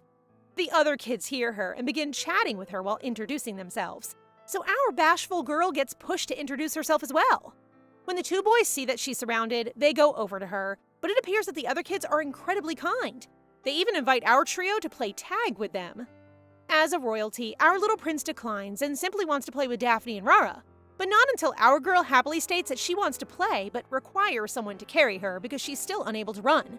The two boys get into an argument over who gets to carry her, and as soon as Simon squats to do so, Rara kicks him! Ragnar really treats Simon more like a friend than a crown prince, so Daphne helps the poor prince and scolds the two for behaving badly. Ragnar ends up carrying Daphne, and everyone is having a blast as Axel sits on a bench and watches. Midway through their game, they become conscious of the children eyeing them from the alley. Daphne's expression changes when she realizes it's the same group of children from the orphanage that bullied her. Am I supposed to feel sorry for them? I don't know, but one thing is for sure, their past harassment towards our poor girl here is something I simply cannot forget. Daphne eventually pulls herself together after realizing that the orphans won't recognize her and that she is now Daphne Benedito, who fought for her new life and is no longer the old Daphne who would hide away from them. The other kids are hesitant to let the alley kids play with them, prompting Daphne to say that they can just continue to play without them because they never asked to join them anyway. I can't blame her. She's endured so much at their hands when they should have supported each other, given that they're all orphans.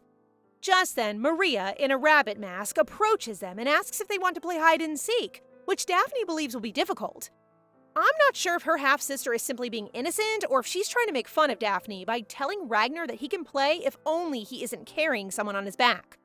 This clearly annoys Rara, and he starts talking back to Maria until Daphne stops him by putting a lollipop in his mouth. Daphne has no idea who Maria is, so she calmly explains that the reason playing hide and seek is difficult is that if the children are separated, it might be dangerous, prompting Maria to eventually realize this and apologize. Daphne then notices Simon holding her in the side and indicating that they should leave now.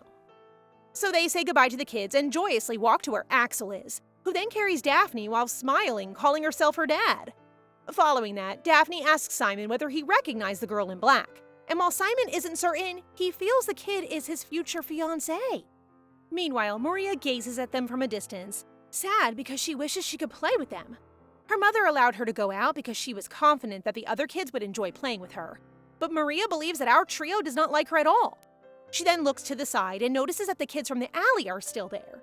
She invites them to play and encourages the other kids to join in, to which they gradually agree, making Maria very happy.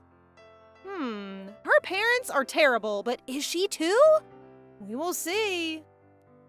Daphne sits in the carriage, worried about Maria Hronis, and wonders if Maria and Simon would end up together, given that Ragnar, the male lead, is by her side. Maria grew up to be an innocent girl, and in the original story, Simon had conflicted sentiments of love and hatred for her. But now that Simon has overcome his inferiority issue, he may fall entirely in love with her.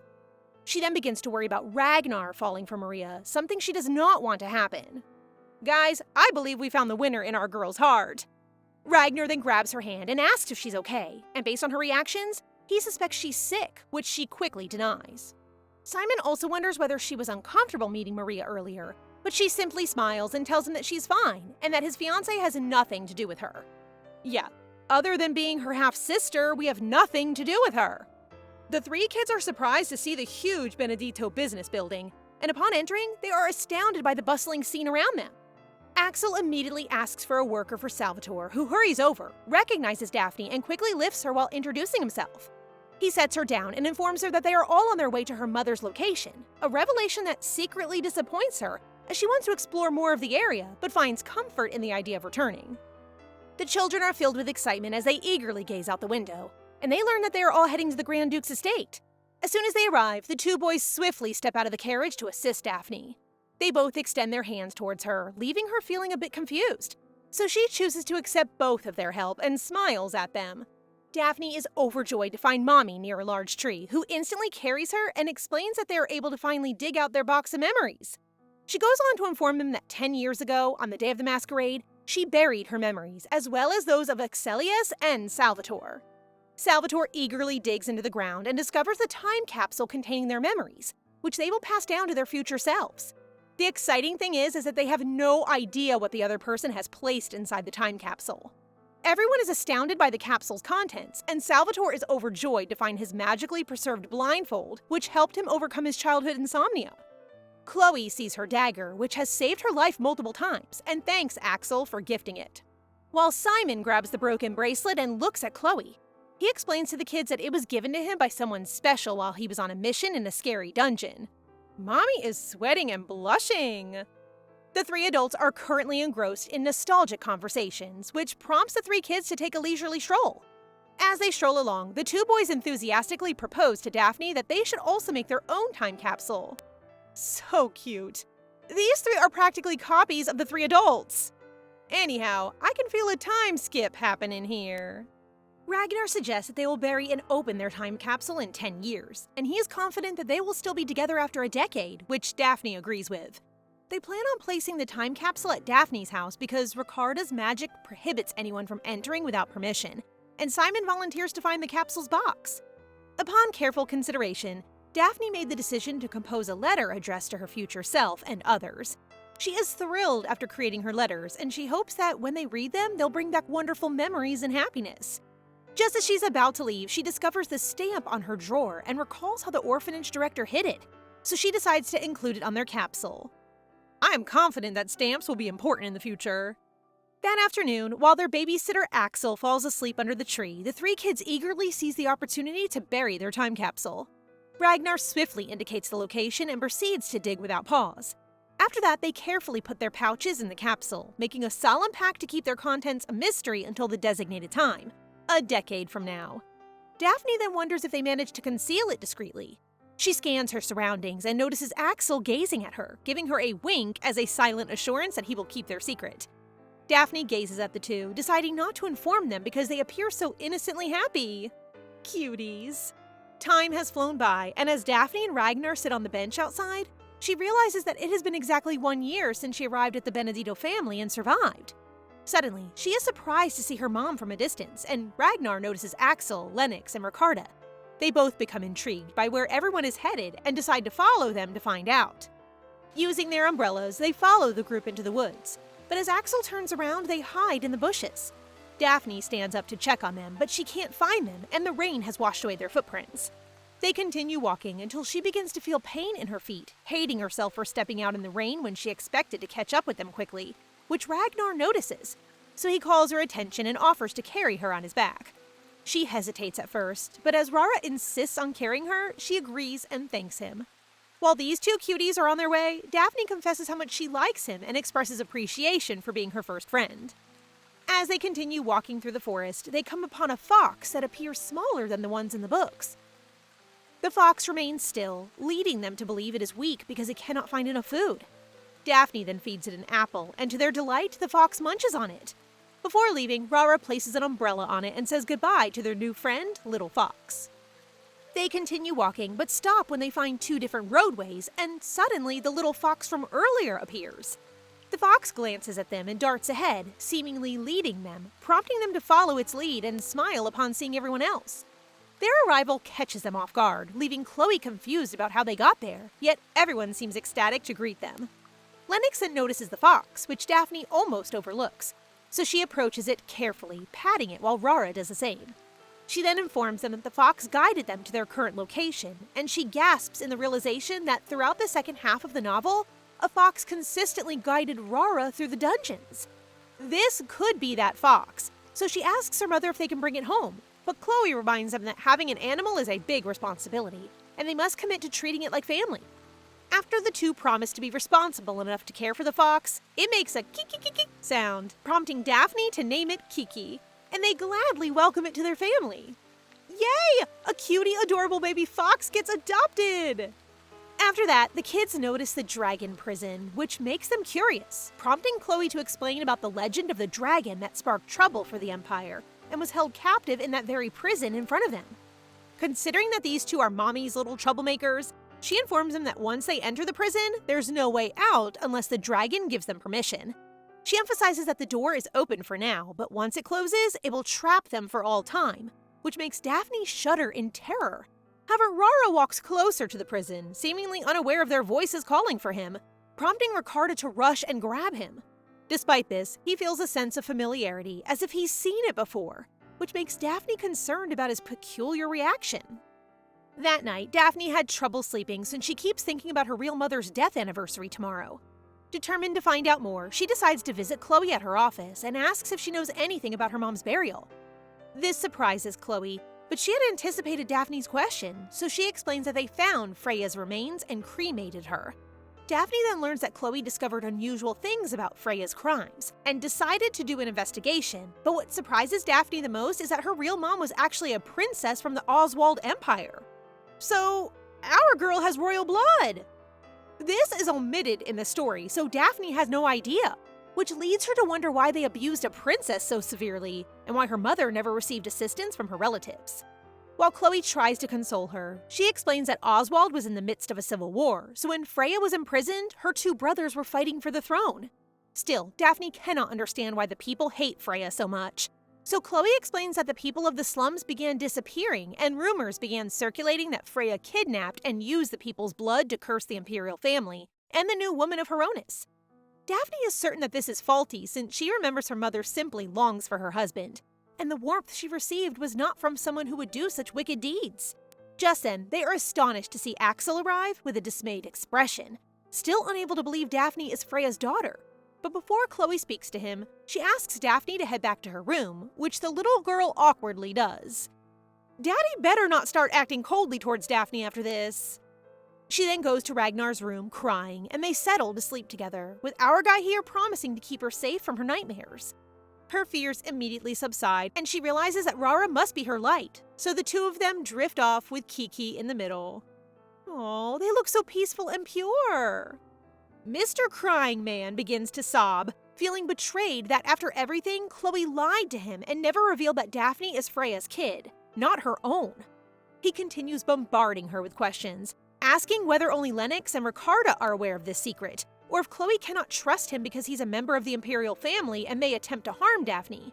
Or perhaps Khloe is afraid that he'll stop helping Daphne with her treatment in the temple, causing her to simply turn away, which pains Axel because it implies that the love he showed her is only worth a tiny amount of her trust. She feels horrible and tries to wipe away his tears, while Axel promises to protect whatever secret she has. Khloe goes on by explaining how Daphne came to ask for help, how she was abused in the orphanage, and how the orphanage attempted to send her to the slums. Mommy trembles as she recalls forcing Daphne to go to the forest to retrieve a flower as part of their deal, which resulted in severe leg injuries.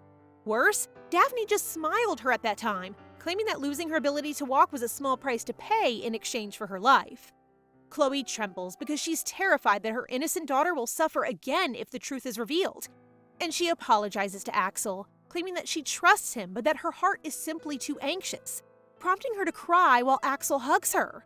I really hope Khloe will finally be able to love Axel since it seems that this secret is the thing holding her back. When Daphne wakes up the next morning, she discovers that Rara has a fever and immediately asks Lennox to check on him.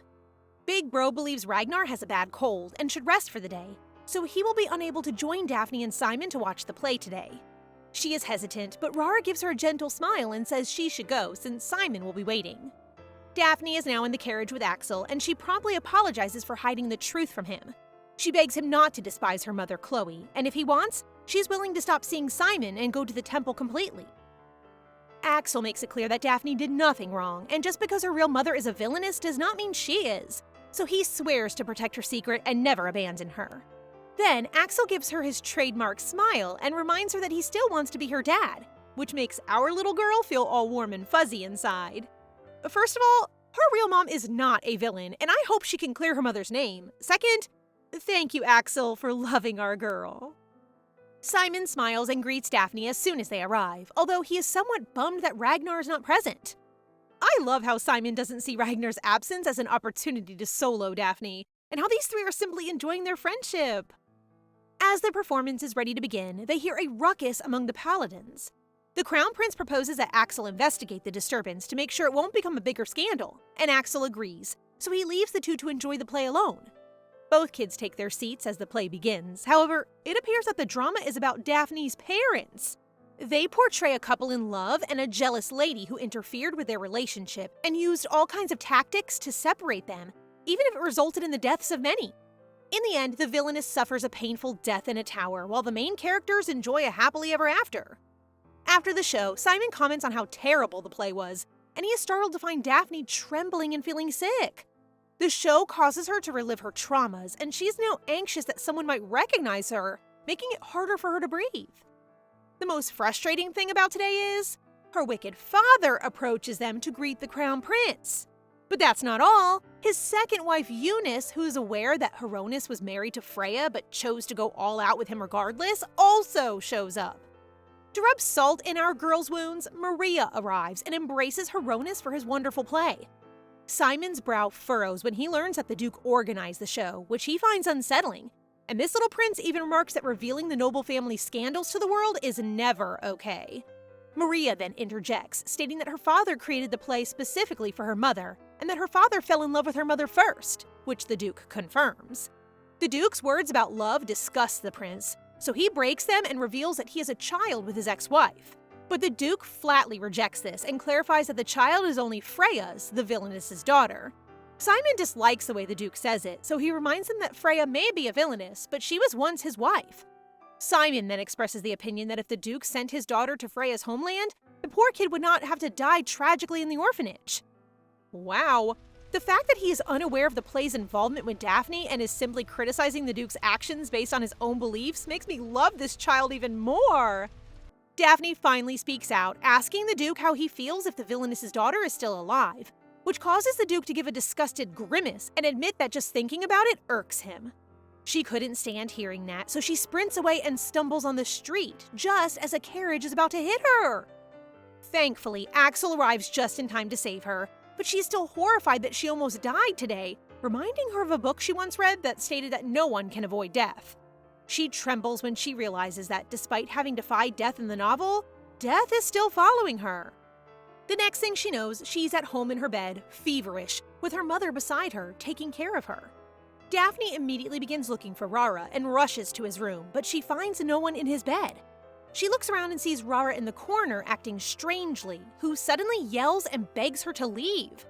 She observes his eyes are more reptile-like today, as they were when they first met, and I'm not sure what's going on, but our good boy slams Daphne to the floor. Ragnar then points a dagger at her as he quavers and sobs as if someone is controlling his every action. Fortunately, Ricarda arrives just in time to use his power to temporarily hold Ragnar in midair. Daphne is convinced that she hasn't escaped her destiny in the novel, as she has already come dangerously close to death twice today. That night, she can't sleep and starts to wonder if her mom was indeed a criminal or if she was forced into playing the villain for the benefit of the main characters. If that's the case, she begins to fear that the novel can't go on without her dying as well. But then she remembers why she fled the orphanage in the first place, to change the course of the novel. Instead of entering her mom's office, she overhears them discussing Ragnar's illness and finds out that it's not related to hypnosis, but rather something that not even Ricarda knows about. Then she finds out that because Rara cannot trust himself, he went to the dragon prison alone. I'm not sure where this is going, but the plot is really thickening. Daphne blames herself and understands that Ragnar's changes are the result of her trying to keep him, the male protagonist, by her side. She walks to the forest and asks Kiki to bring her to the dragon prison, where she discovers Ragnar sulking inside a large cage with the steel door open. As soon as Rara sees her, he apologizes for hitting her earlier, which Daphne understands, and she quickly explains that she has been seeing the future for a long time, which puzzles him.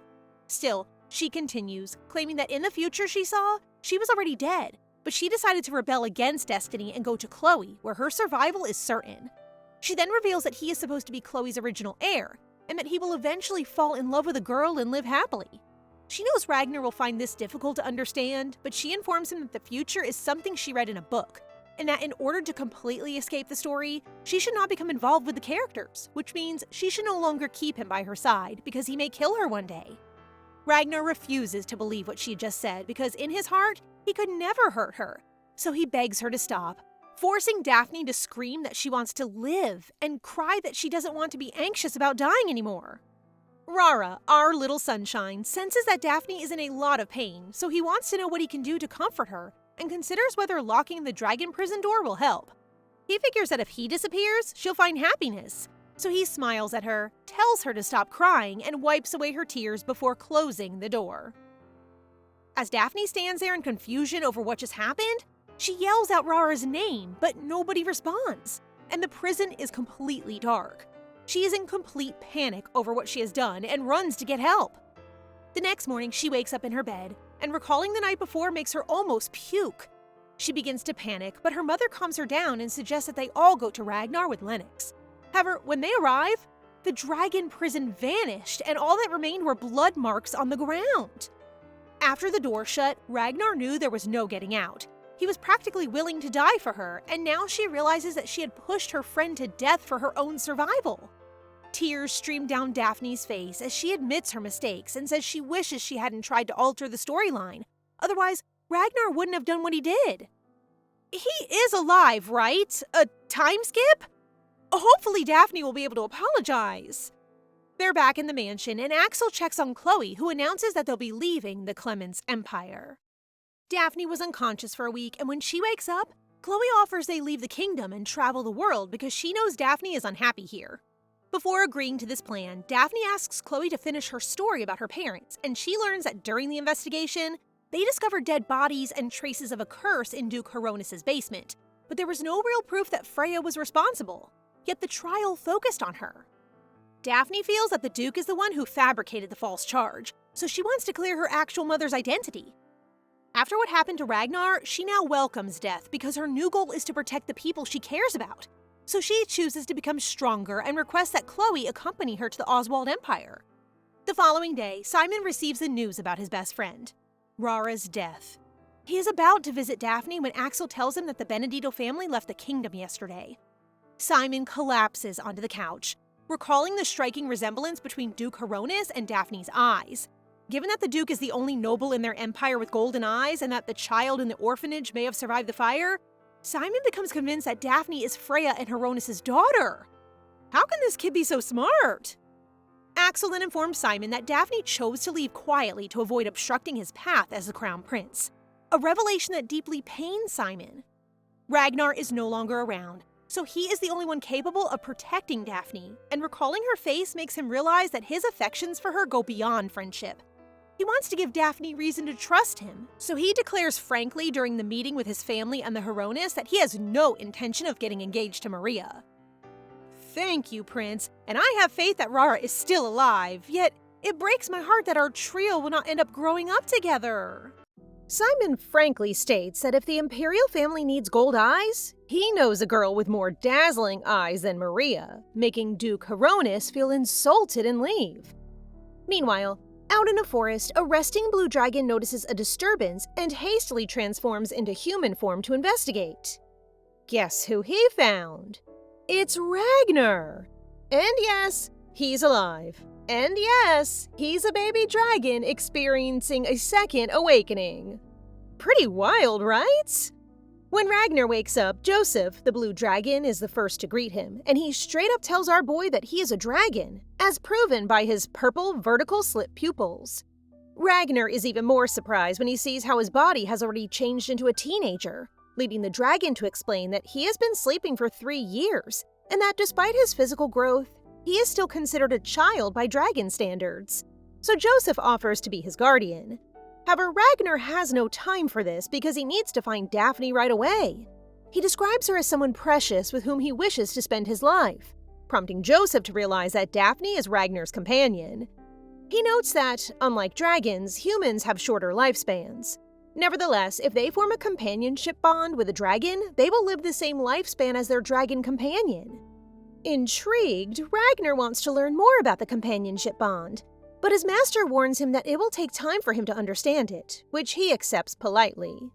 Knowing that Daphne is likely working hard to change her future, he decides to work on becoming a version that can help her. My little ones are on their own different paths now. Guys, time skip. Daphne is now 13 years old, and they have been traveling for 5 years since leaving the Clements Empire.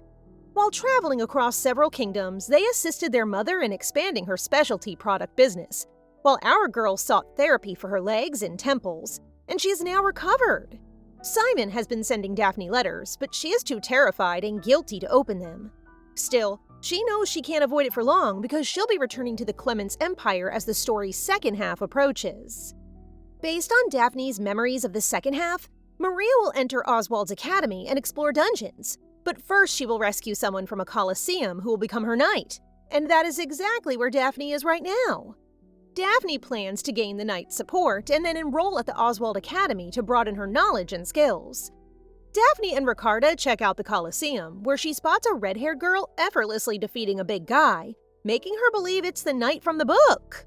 A lady knight? I'm in! The girl's name is Fleur, and she is a combat slave, but they can't buy her yet because the Coliseum's owner is on a business trip. The worker explains that Fleur was formerly a noble, but her family was hated by her native country's ruler, resulting in her entire family being executed. Hearing this, Daphne wishes to take Fleur immediately, shocking the man because it will undoubtedly cost them a fortune, which Ricarda is willing to pay. But it looks like Fleur herself does not wish to be freed from slavery. Why, ma'am? That evening, because Daphne still wants to convince Fleur and plans to speak with her tomorrow, Ricarda and Lennox give her earrings that allow them to communicate at any time. The next day, Daphne watches Fleur's match against a masked man, and both are so strong that their match ends in a tie. Is that Rara with long-tied hair? Daphne returns to Fleur's cell after the duel to persuade her once more, but the knight remains adamant. Still, Daphne smiles sweetly and says she will keep coming until she says yes. Daphne has been coming to talk to Fleur for 1, 2, 3, and several days, but she is still firm about saying no.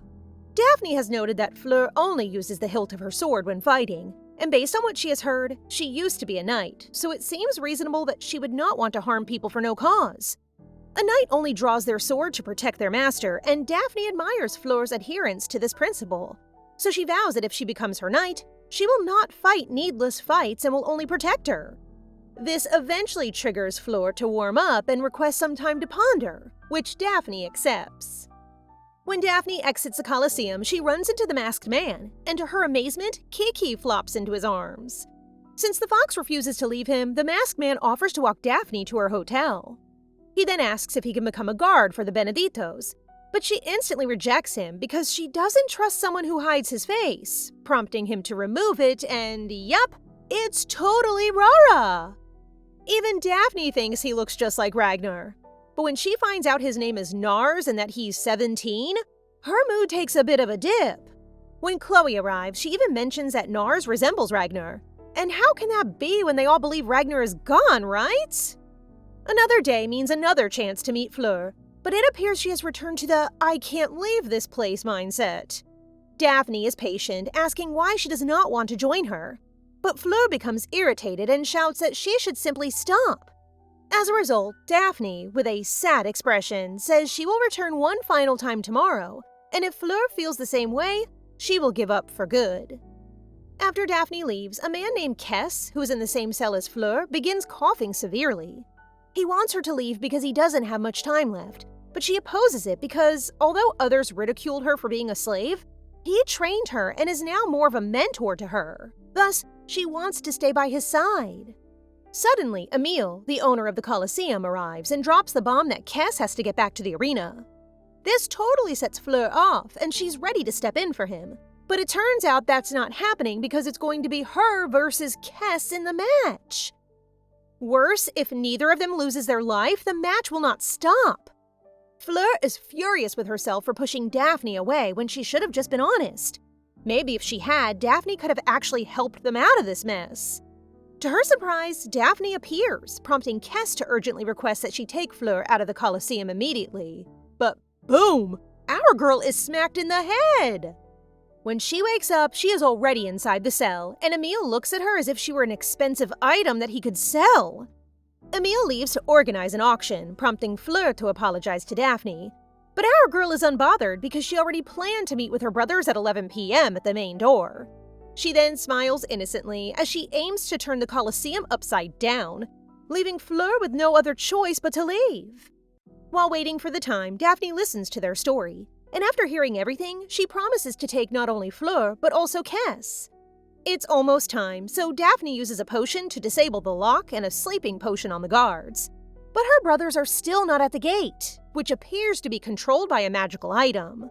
The brothers are busy looking for it when Emil discovers our gang and uses his remote to activate the magical shackles around Fleur and Kes's ankles. Fleur urges Daphne to run, which she does, and to her surprise, Nars appears to assist her in hiding. He notices the bump on her head, and when he learns that she was kidnapped, he becomes enraged, which confuses her because why would a stranger bother worrying about her? That's no stranger, darling. The two end up at Emil's office, and when Emil arrives, Daphne informs Nars that the boss has the remote for the magical shackles, which they must disable. Nars easily knocks down all of the knights, and Emil falls with a single blow to the face. This guy still has the arrogance to laugh, claiming that they will be unable to disable the remote since it is something he got from the magician's tower. Out of nowhere, the ceiling starts to fall apart, and boom! It's the brothers making their grand entrance to rescue their little sis. Ricardo burns the controller, shocking Emil so much that he can accomplish it easily. Hello, ugly, greedy guy. The man in front of you is the next head of the magician's tower itself. How dare he kidnap Daphne? It's time for Lennox and Ricardo to set this whole Colosseum ablaze. You've picked the wrong family to mess with. Emil has been arrested, and all combat slaves have fled following the blast caused by Daphne's older brothers. Fleur awakens in the hospital, emotional that Daphne came back for them, and she has made up her mind to devote her entire life to protecting her master, Daphne. After that, Fleur meets Kes, who enthusiastically tells her how Daphne hired him as an employee for the Benedito company. Once he has completed his therapy, he is offered the position of Fleur's mentor, which makes her so delighted that she cannot help but cry. Meanwhile, Nars is in Chloe's office to get his award for saving her daughter, and he requests a 1-year contract as a Benedito guard. Lennox also thanks Nars for assisting Daphne, but Ricardo expresses suspicion about Nars because he resembles Ragnar. Ricardo storms off while Lennox trails behind, prompting Nars to comment with a smile about how the brothers haven't changed. Yup, he is indeed rah-rah. During his training with Joseph, he had the audacity to leave a note revealing that he actually doesn't know how companionship bonds work, so he's off to figure it out. Unbelievable! Rara goes on a quest to find his master and takes up work as a mercenary to earn some money. By a twist of fate, he runs into Daphne once more. He's trying to keep his identity a secret, but it's tough for him since he gets all blushy and can't help but stare at our lovely young lady. Today, Daphne finally opens Simon's letters, and she's hit with a wave of relief. Like, how could she ever think that Simon, such a sweet person, would actually hate her for leaving? His letters are all about him waiting for her to return, so for the first time, she writes back. They're now on the ship bound toward the Oswald Empire, and Chloe introduces everyone to a new guard, Nars, who surprises Daphne greatly. Nars boldly informs Daphne that he actually wanted to be her personal bodyguard, prompting her to answer casually if he worries about her. To her amazement, he honestly affirms this, which only makes her think of Ragnar more. Now she starts to have these thoughts like, what if Rara really didn't die in that dragon prison? Finally, Daphne arrives in her mother's birthplace, the Oswald Empire. But to their confusion, the famous port of Aubrey is deserted, apparently due to the Empire's ongoing civil war. Knowing they are the Beneditos, the village's leader, Gaspar, begs them to sell them food at a lower price than the market. Merchants in Oswald raise their prices to capitalize on the fact that there is currently no international trade due to the civil war. They also have dungeon issues, and the drought isn't helping their farms, so Gaspar asks the Benedito for help. Chloe is conflicted about what to do because while things are tough, business isn't charity, which prompts Daphne to propose a solution. They sell necessities at low cost for a limited period and limit the quantity per person. Next, They source Oswald's unique local items at an affordable price and export them to other nations. Since there might be some pushback from Oswald's merchants and nobles, Daphne thinks that joining the Merchants' Union could be a great way to steer clear of any conflict. Given the current tension between Oswald's imperial family and the nobles, she believes they could find a way to supply for the imperial family too. Daphne thinks this is worth the risk because their main goal right now is to get their business name recognized in this empire. Daphne's idea was successful, and their company's popularity grew quickly. Today, when Nars finds the wounds on Daphne's palm, he becomes so enraged at who did it that he accidentally holds her wrist forcefully.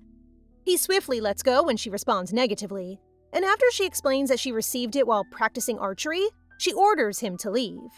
The truth is that she is conflicted about her feelings because she can tell Nars likes her, but at the same time, she can't shake the feeling that he reminds her of Rara, which makes her feel guilty. Sure, I appreciate that she's not completely unaware of his feelings, but I do feel sorry for her. That night, Daphne finds it hard to sleep because tomorrow is the day they will officially enter the towers, meaning she won't see them for years. She decides to get milk, and to her surprise, both brothers are there. They have a pleasant conversation, and the discussion turns to Nars. They gently remind her that Ragnar is already gone, so she should not confuse Nars for Ragnar, as it could end up hurting both of them. It's them saying she needs to move on before allowing another man into her heart, right? Brothers, she's not making room for a new guy. She'll just end up falling for a different version of Rara instead. A few weeks later, Daphne, Fleur, and Nars head to the market, only to find a Curtis merchant employee stirring up trouble at their stalls. So of course, our girl steps in and introduces herself. The man makes fun of Daphne since she's only a tiny kid. But what did you do? Oh, laugh. That small girl can do it as well, and she adds that he is just a dumb merchant worker. The Curtis merchandise young master, Adam, shows up, which is just perfect for Daphne to show him the ledger of all the damage their group has done to the Beneditos. The kid is nice for apologizing for what happened today, but he refuses to pay for the damages since she has no record. That's where he's wrong. Every incident has been recorded using their magic tool. If this information goes public, Curtis Merchandise can kiss its chance to become a major merchant group goodbye. He swears he'll do anything for Daphne. Say no more. Our girl tells him to kneel and apologize properly. And with no way out, he has no choice but to obey. Now that the commotion has subsided, Nars approaches Daphne and offers her the gloves he made as an apology, which she can use while practicing archery, making her very happy. After that, she visits the library to prepare for the upcoming Oswald Academy entrance exam. She informs Fleur that they'll be enrolling together, allowing her to enter the swordsmanship department, which makes the lovely redhead very delighted. Just when she thinks it's over, Adam shows up in the library, on his knees again, this time holding out a necklace and confessing he's fallen for her. Of course, our girl quickly refuses him, but he keeps coming back, so she decides to file a complaint with Curtis Merchants. Adam is so outraged that he challenges Daphne to an archery duel. If he wins, she will kneel and apologize, but if she wins, he will step down as heir. Daphne's condition seems unfair to the boy, but oh well, she's just matching his energy.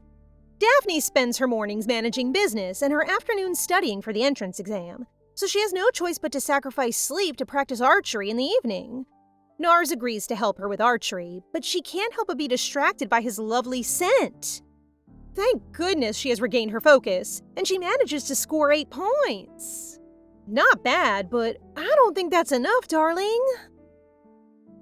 On the day of the duel, Adam's 3 arrows score a perfect 10, shocking everyone, especially Daphne. So Nars lifts up her confidence, saying that she will do just fine. She just needs to keep her good posture and not put too much weight on her injured leg. Daphne focuses, and she gets this thrilling sensation that all of her senses have heightened. And you know what happened next? She scored a perfect 10 as well. But she didn't just hit the bullseye.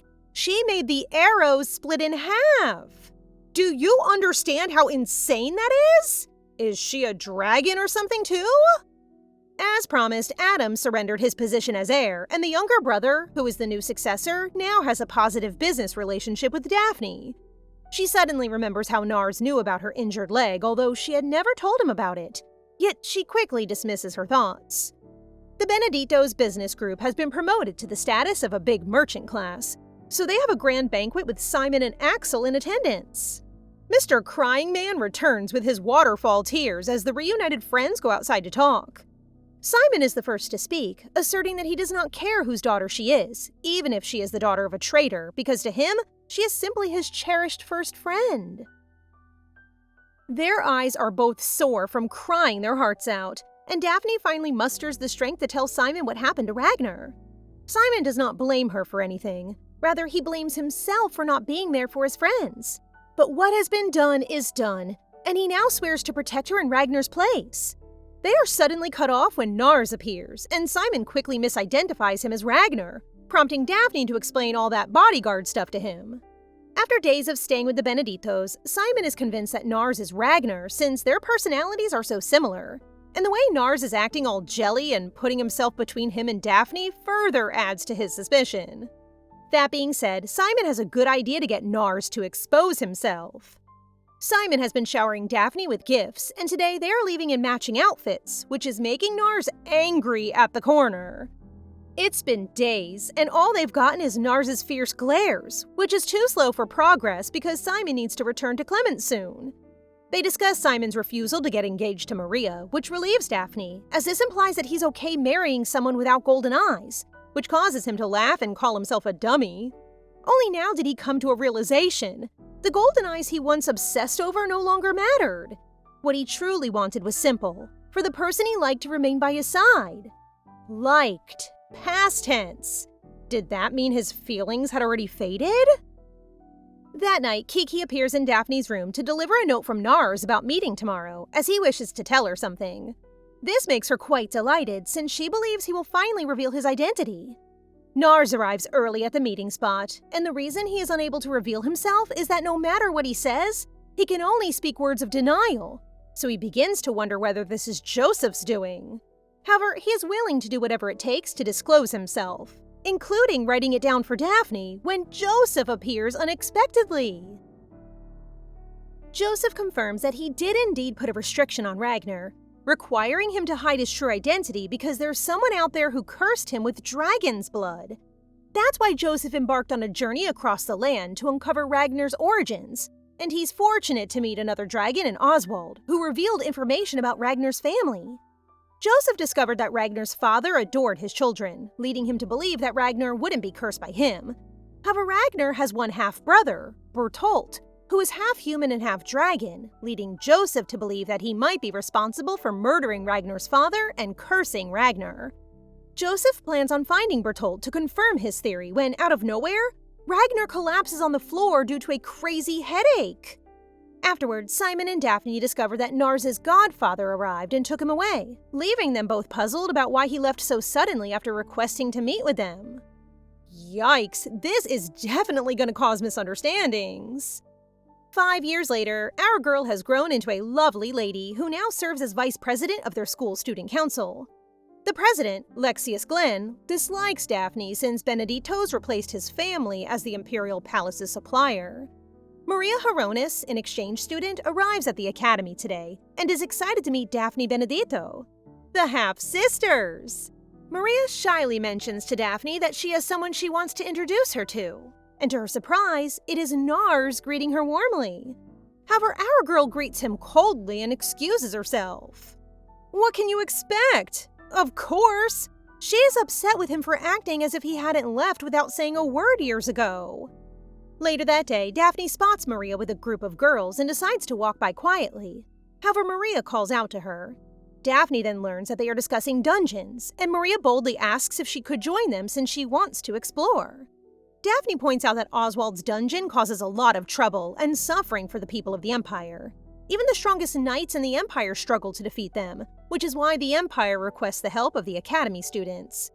Daphne emphasizes that they enter the dungeon with a great deal of responsibility and are prepared to die, which causes Maria to feel so humiliated. A week later, a new dungeon near the Academy opens, and a squad of 6 Oswald knights, including Maria and Castor Hronis, Nars, Jerome, Fleur, and Daphne, enter to fight. Nars, Fleur, and Castor take on the beasts head-on, while Jerome, Maria, and Daphne provide support from behind. Maria then summons spirits to quickly heal the team's wounds. Daphne grins, thinking everything is going well, until she hears Fleur and Castor arguing. Castor declares that they will compete to see who can defeat the most monsters, prompting Maria to intervene to stop her brother, but he runs away.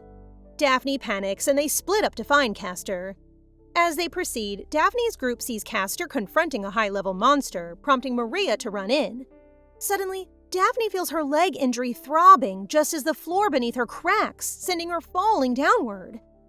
As she falls, her mind races with memories of how hard she worked to become the master of her life, and she believes it is unfair for her to step aside when the main character appears. She thinks about Ragnar, wondering whether he feels the same resentment toward her that she harbors for the gods.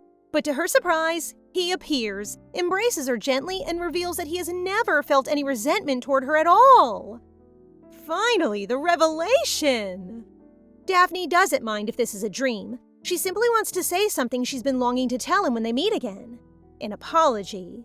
She begins to tear up, apologizing for driving him away and for making him go inside the dragon's prison. Oh, that heavy weight she's carried for so long has finally been lifted. Rara gently cups her face as he smiles and reassures her that everything that happened in the past was entirely his decision, and then they share a warm embrace. Following their emotional reunion, Ragnar reveals his true identity as a dragon, and the dragon who rescued him becomes his master. He also explains why he was unable to reveal himself 5 years ago, and how he resolved to get stronger first so that he could boldly stand by her side to protect her. With that said, he kneels before her and asks her to be his companion because once they bond, she will no longer fear death. Maybe that's for another time, because Daphne's primary concern right now is getting out of the pit. Rara, this bond is basically you declaring you want to marry her, right? How about confessing first as a first step? Anyway, back at the top, Maria is grieving over what happened to Daphne and Nars, leading her younger brother Castor to believe that she is worried that the incident may cause issues for their family. He asks whether he should eliminate all of the witnesses, which horrifies her. The truth is that everyone who made her unhappy ended up hurt or dead, and she has been suspecting Castor, but she refuses to accept the thought that her little brother is a cruel person. A psychopath, if I may add. Fleur appears, and upon hearing what happened, challenges Castor to a duel because, after killing him, she intends to join her master on the other side as well. A loyal knight? Yes, but that's not necessary because Ragnar just swoops back up with Daphne. After Daphne announces Castor's punishment, banning him from entering the dungeon, she properly introduces Ragnar to everyone. Ragnar now lives with the Beneditos after revealing his identity to them, while Daphne continues her academic life. Today she notices Lady Carolina scolding Maria, which does not surprise her given that Carolina Glenn, Lexius's younger sister, is a villain in the novel's second part, who will bully Maria out of jealousy. However, after observing Carolina, Daphne learns she differs from the novel because the Carolina that she knows dislikes being the center of attention. Carolina is currently frustrated with Maria because she believes Maria is treating the dungeon incident too lightly. Daphne is able to calm Carolina down and convinces her to go, which makes Maria grateful to Daphne, but our girl claims that she's only assisting Carolina. This leads Maria to wonder if Daphne hates her. While Daphne doesn't particularly like her, she doesn't hate her either. After all, her parents' crimes are not hers to bear. Daphne is dealing with a business problem right now, as the Imperial family is looking to replace Benedito as their supplier. Now that the Empire is on the verge of winning the Civil War, it seems they have decided to cut ties with foreign merchants entirely. Daphne steps outside to clear her mind, only to find Carolina in tears. Turns out the Imperial family is teaming up with Carolina's family's merchant group because she's set to become the Emperor's consort after graduation. What now? Carolina simply wants a tranquil life, and Daphne knows she is talented at developing weapons. In the novel, Carolina will create a revolutionary weapon, a rifle. Daphne informs Carolina that her brother is the head of the Magician's Tower, and she is willing to provide her entrance to the tower in exchange for one of her creations. I hope it's that easy. Since the semester has ended, Khloe assigns Daphne to handle the Imperial negotiation as part of her succession test, which our girl gladly accepts. When Daphne gets to the palace, she is frightened, but she tries to convince herself that she is simply visiting her uncle, not Emperor Everhart. When the door opens, she can't help but react to the big family portrait featuring her mother, Oswald's princess. The Emperor mentions that Daphne resembles his sister, Freya, and states that in Oswald, they only announced Freya's death as a result of an incurable disease, since revealing that she became a traitor in another country would be bad for their empire. People said Freya cursed the Clement's imperial family with the blood of the victims, which he found absurd because Freya had a fear of blood. Yet he erased all evidence proving Freya's innocence. This is because he doesn't want Lamont, the Emperor's younger brother who initiated the civil war, to attack Clemens. Why? He cannot allow a rebel to leave his nation, and Freya was his rival for the throne. Thus, he believes that her situation was favorable to him. Hearing this enrages Daphne and causes her to tremble, but she suppresses herself as the Emperor continues discussing the business negotiations. He demands that her brothers, the heads of each mage and alchemy tower, pledge their loyalty to him, prompting her to explain that this is not a decision she can make on her own and that she needs time. Before departing, he informs her that if his requirements are not met, he will stop working with Benedito's. As soon as she leaves the Emperor's creepy room, she finally releases a breath of panic, and now that she knows the truth, she's determined to talk to her uncle, Lamont. Daphne has been looking down lately, which prompts Rara to ask as to what is upsetting her, revealing that she intends to make a major move, but is concerned that she may make a mistake.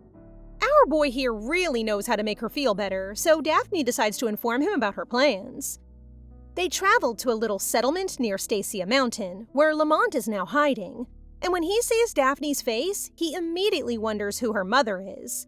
However, he retracts his inquiry, believing it to be impossible, but before he departs, Daphne admits that she is truly Freya's daughter.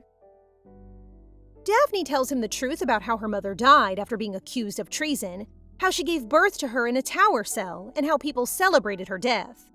Lamont falls to his knees in tears, while Daphne goes on to share how her wicked father framed her mother, and how Oswald turned a blind eye to ensure that the imperial family's control remained intact.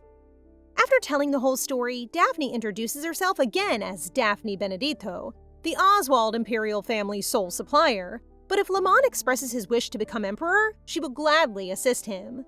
Her uncle stops crying, and in a serious tone promises to risk everything to claim the throne. What a plan!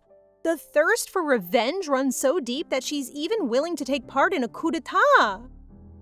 Daphne lays out her conditions. Her mother's remains will be placed in the Imperial Charnel House. House Benedito will be designated as the Oswald imperial family's exclusive supplier. He will recognize the independence of both the mage and alchemy towers.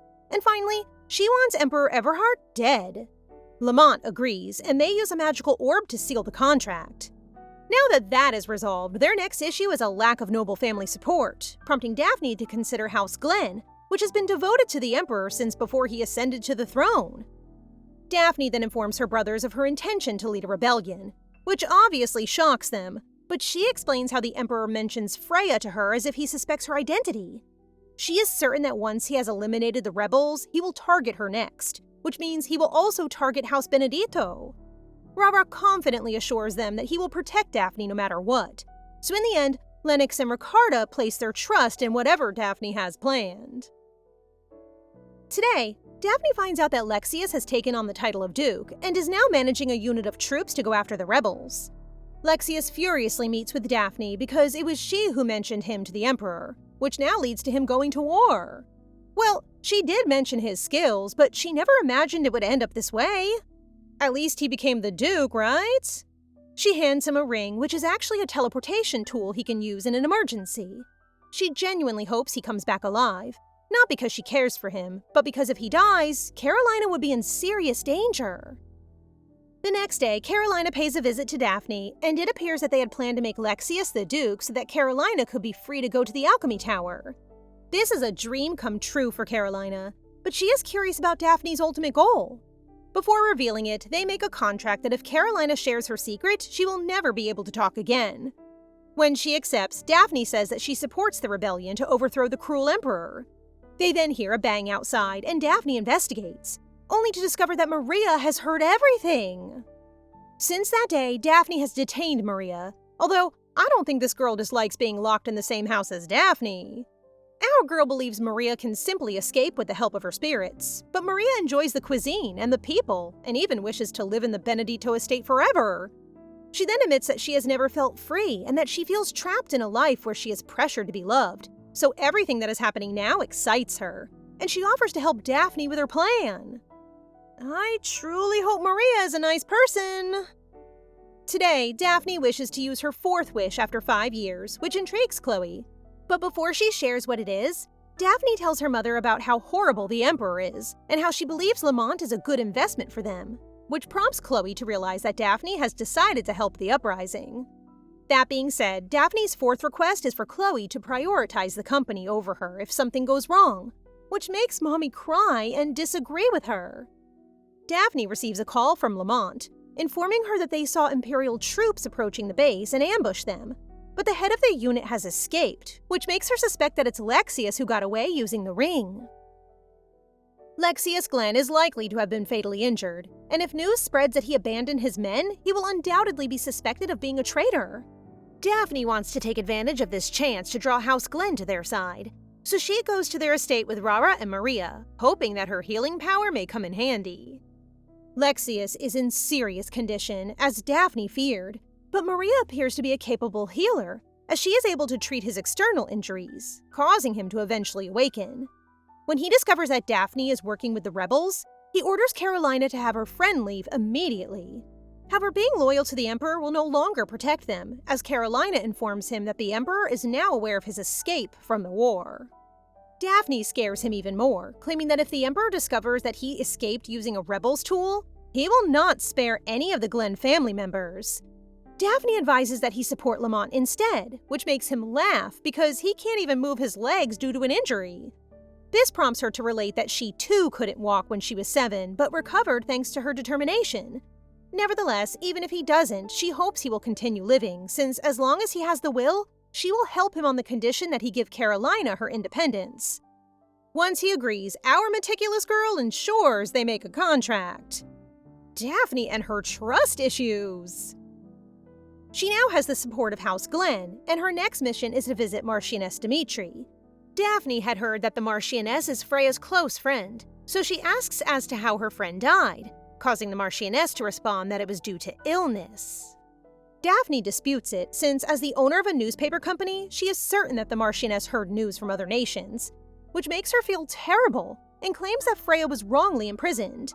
The Marchioness also learned that Freya had a child who passed away in a fire, and she was distraught that she was unable to save her friend's child. Enough with the tears, ma'am. That child standing right in front of you is Daphne, daughter of Princess Freya. The Marchioness is feeling a wave of relief and can't help but shed tears as she apologizes, sharing that the Emperor had threatened her, leaving her no option but to spread false information. Daphne is sure that her mother will understand the Marchioness's situation, but she does explain her desire to punish those who killed her mother, notably the Emperor. She requires the Marchioness to expose the Emperor's tyranny so that it may be compared to the rebels, which she agrees to, wishing that when she eventually meets her friend in the afterlife, she will not feel ashamed. Just when Ragnar left to check on Lamont's situation, Daphne got summoned by the Emperor. All she can do is hope she hasn't been caught helping the rebels. The Emperor shares with her that the Oswald bloodline possesses heightened senses beyond those of ordinary people, and his senses are screaming at him that he must eliminate Daphne. This explains her archery skills, meaning that Daphne inherited the ability as well. Thankfully, he hasn't hurt Daphne yet, but he has locked her up. That evening, the palace is in chaos since the rebels set up an ambush and are infiltrating their location. Yes, the gang has arrived, particularly Ragnar, who arrives to save his lady, and on Daphne's orders sets fire to the prison. Ricarda is also present, and when he informs them that the Emperor has escaped to the mountains with Prince Lamont pursuing him, Daphne and Rara quickly want to go there, leaving the palace knights with Ricarda. They arrive just in time to witness Lamont on the ground, hurt. But before the Emperor can finish him off, Daphne swiftly pulls her arrow and strikes the Emperor in the back. The Emperor chooses to use his own brother as a shield against Daphne, and then runs away, which is utterly pointless because our girl has that special ability, remember? The Emperor is Everhart, but our girl is Everdeen. Daphnis Everdeen. Just look at that pose!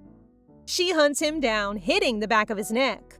Lamont despises his brother for failing to honor his promise of becoming a great ruler, and especially for abandoning his sister, so Lamont ends the Emperor as an act of punishment. Following the Emperor's death, people celebrated his downfall, and with Duke Glenn gathering a faction in support of Prince Lamont, he finally seized the throne as Emperor. Freya's remains have finally been placed in the Imperial Charnel House, but this is just the start. Daphne vows to return, determined to clear her name in the Clements Empire. Carolina visits Daphne today because the pistol she developed is finally done, thanks to the Tower Master. She can't contain her excitement while sharing this news, which suggests she has feelings for Lennox? Oh, an unexpected ship! When Daphne finally graduates, they return to the Clements Empire, and Simon, of course, welcomes them happily. Well, mainly Daphne, for he's still upset with Ragnar for leaving with only a note. This prompts Rara to explain that on the day they were meant to meet at the restaurant, his master arrived and he lost consciousness. That's when the memories of his curse return, and he recalls how Bertolt, his older brother, murdered their dragon father because he abandoned him to care for his pure-blooded son Ragnar. Bertolt cursed him, saying that he must destroy all around him and suffer at the hands of humanity. The three head to the tree to finally open the time capsule they buried 11 years ago. Inside, Simon discovers the ring that is said to grant wishes. He breaks it into 3 pieces while wishing for their friendship to last forever and gives Daphne and Ragnar each one. Ragnar discovers the childhood portraits he made to remember their happy times together. Meanwhile, Daphne discovers a letter she wrote to their future selves. She also takes the pouch she had placed there for safety, the Orphanage stamp, although they have no idea what the symbol signifies. At the Hronis Manor, the family sits down to dinner in silence when Eunice announces the return of the new owner of the Benedito estate, praising her. The Duchess thinks it would be nice to invite Daphne over because she seems to have treated her daughter well. However, Maria feels that Daphne might be busy, so she doesn't want to bother her. Great, just what our girl needed. The Duchess really sent Daphne a letter requesting that they visit the Benedito estate. Daphne hesitates to open the door, knowing that someone she despises is in it. Eunice, the mistress. Still, she enters, and as soon as Eunice sees her, she drops her teacup, which confuses Maria. Daphne knows that Eunice is surprised to see her mother, Freya, in her. After some formal chit-chat, Eunice decides to go home, leaving Maria puzzled and hurriedly apologizing for her mother's behavior. One day, Ragnar tells Daphne that he has started an art foundation, but he needs to recruit people first, and he smiles as he already has a plan in mind. The next day, Daphne finds herself in front of the orphanage where she spent her childhood, a place filled with painful memories, leading her to question why Ragnar would choose that location. He then explains that they can register the children with the foundation under the guise of sponsorship. Suddenly, a man rushes out to them, and it is Shahav Freda, the man who had stood by as his employees tormented her. Daphne is shocked that he is still the director of the orphanage. Shahav proudly claims that they take care of the children, yet he is unable to show them, so Ragnar and Daphne decide to leave. This drives the director to grab Ragnar's shoulder, provoking Ragnar's anger. Ragnar points his sword at the director, who collapses to his knees as he apologizes. Daphne, observing all of this, can't believe that the person she feared as a child is nothing more than a pathetic little man. Inside the carriage, Daphne is curious about Ragnar's real motives, leading him to confess that while he has a passion for art, his main goal is to help her in overcoming her nightmares. He plans to find proof of abuse, remove the director, and eventually take his place, which leaves her wondering why Ragnar is so concerned. Girl, if this isn't love, I don't know what is. They plan to gather the knights to head to the orphanage, but their efforts are interrupted when a dungeon suddenly appears in the capital of the Clements Empire that night. Daphne is summoned to the palace, where Duke Hronis boldly invites her to join the squad for the dungeon conquest. She gladly accepts, stating that all she needs is the right team. She requests 5 knights and 1 healer, noting Maria's skill in spirit magic. Daphne expresses her desire for Maria to join the team, provoking a furious reaction from Duke Hronis, while Simon offers his support. Maria readily agrees to join, even if her father objects. She insists on her decision, which causes Simon to smile, thinking that, as always, Daphne is unstoppable. Our girl is rage-baiting her cheating father! Castor suggests going to the dungeon instead, but Maria flatly refuses and insists he focus on his life. But how, when all he was taught was to prioritize her happiness above everything else? Their father clearly loves Maria more, and even their mother wrote it in her diary, which he, stole. They have arrived near the dungeon, and after discovering that numerous monsters have escaped, Fleur, Castor, and the knights are tasked with fighting them off. Daphne, Maria, Ragnar, and Simon enter the dungeon when a mysterious door appears and they decide to go in. The next thing Daphne knows, she is in her mother's embrace and she realizes how lovely it actually feels. However, when Duke Hronis appears, touches her, and calls her my dear daughter, she gets chills and pushes him away. He blabbers about this being Daphne's dream, but huh? This is more of a nightmare for her because he has no part in her happiness. She shoots him in the head, which causes her to return to reality and see Ragnar asleep while being pulled into the mirror. As soon as she touches him, she is sent to his nightmare, where she sees a version of herself falling from the cliff, with Rara attempting to follow her. Daphne rushes to him, kissing him to stop him from doing whatever he is about to do. When they wake up, Rara hugs Daphne from behind and tells her how much he likes her and wants to spend his life with her. However, Daphne appears to still be confused about her feelings, so she doesn't know what to say. Thankfully, Simon arrives with a suspicious man he captured named Stan, who is from the orphanage and has been sent to work in the dungeon. Meanwhile, outside the dungeon, Fleur gets curious why Castor wields his sword, prompting him to explain that it is to protect his sister, as that way his parents will care about him. When she learns that he has never done anything for himself, she tells him to find a reason for being a knight, and once he does, she will accept him as a sparring partner. This gets him thinking, so he throws away his mother's diary, but Bertolt discovers it, which intrigues him because Ragnar's name appears in it.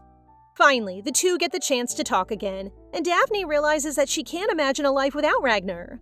However, she isn't quite sure if this is what they call love. She gently cups his face and asks if he wants to date. And yay! They share another sweet kiss! Absolutely, take your time, guys! After forcing Stan to confess, the Imperial Palace initiated an investigation into the orphanage and discovered evidence of child abuse, leading to the arrest of the director and staff, with Rara taking over as the new director. Daphne's stolen documents proved important evidence, and the director was sentenced to life in jail. To add to his misery, Daphne exposes herself to be Freya's daughter, whom they all assumed had died more than 10 years before. She tries to get him to reveal whose seal was on the documents, but the director trembles in terror and keeps his lips sealed, so Daphne decides to let Simon handle it. Outside, Daphne notices Mama Khloe chatting to Moses Oben, a man who grew up with Khloe in the orphanage and is now Duke Hronis' aide. Daphne also speaks with her mother, and Khloe appears to be feeling empty now that her lifelong dream of closing the orphanage has been fulfilled. This prompts Daphne to advise her that she must find her happiness, and she makes her final wish, requesting that her mother focus on herself from now on.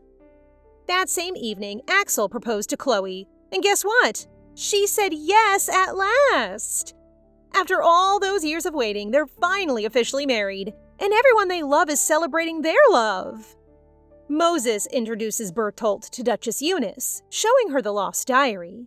Bertolt finds out that the diary is a record, with one section indicating that the male lead will murder his rebellious brother, and he believes it is him and Ragnar. The Duchess refuses to tell him anything, which he doesn't mind because his purpose for today is to return the book. But he does threaten her that she would end up like the previous Duchess, branded as a villainess and all that. Meanwhile, Simon is investigating human trafficking at the orphanage and suspects Duke Hronis of supporting the orphanage director.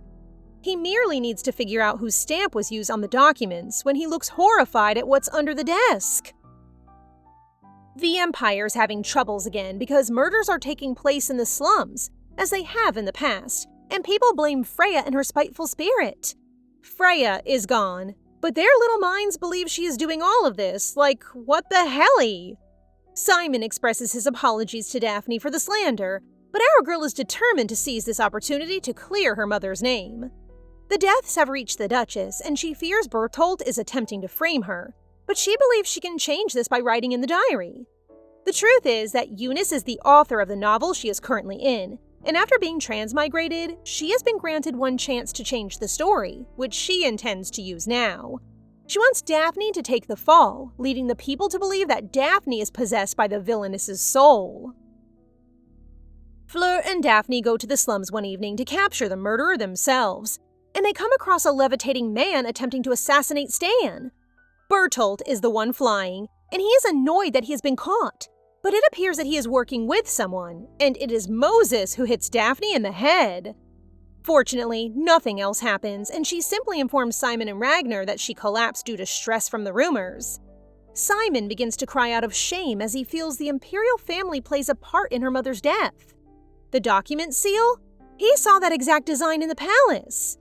Daphne's head is spinning, wondering how many people were involved in her mother's death. But she tries to stay positive, believing that with Simon's help, they can clear her mother's name. First, they must capture the culprit, so Daphne is forced to tell them her previous activities in the slums, claiming that, while she was unable to see the perpetrator's face, she did see his accomplice, Moses Oben. Now that she thinks about it, the culprit's voice sounds just like Ragnar's brother Bertolt, who kidnapped them before. Our trio arrests Moses at the market, and Axel investigates Moses' estate, discovering his basement to be a horrible torture room. Axel also discovered remains from people who died roughly 10 years ago, leading the public to speculate that Freya was not the murderer. Daphne announces to the crowd that Freya has a fear of blood, so slaughtering people makes no sense, prompting Duke Hronis to exclaim that she should mind her own business. Daphne has been dying for this, and now her time has come. She reveals herself as Freya's daughter. The Hronis and the public are stunned, and when the Duke asks again whether she is his daughter, Daphne calls him ridiculous because the only father she acknowledges is Daddy Axel. The Hronis family comes home with Maria demanding an explanation from her parents, and she cries simply thinking about how awful it must be for Daphne, who knew everything but chose to let her stay by her side. Newspapers are published, and the public wants the real culprit to be punished, while others want House Hronis held accountable. Surprisingly, Castor is the first to apologize to Daphne, and he shares how he discovered his mother's diary, which reads like a novel with Maria and Ragnar as the leads in the second part. This surprises Daphne, who wants to meet the Duchess right now. However, when they get in her room, they discover her on the floor with a book, leading Daphne to quickly steal it away. She reads it and learns that Eunice is really author-name. They make Castor and Ragnar leave the room, and Eunice attempts to justify her actions, claiming that she didn't clear Freya's reputation because she wants to follow the story. Eunice believes they are in a fantasy world, forcing Daphne to question whether she loved the Duke. Eunice angrily exclaims that she's only following the novel, which makes Daphne smile because everything they just said was heard by the Duke himself. Daphne goes to let the loving couple talk, and she hands over the diary to the Duke. Maria is happily waiting for Daphne outside, which confuses our girl as to why Maria does not despise her for ruining her family, but rather is concerned about her. Daphne realizes that the siblings are different from their parents, which relieves her, so she breaks down her walls and welcomes them into her life. Meanwhile, Duke Hronis has read the diary, which makes him wonder if their love is all part of the script.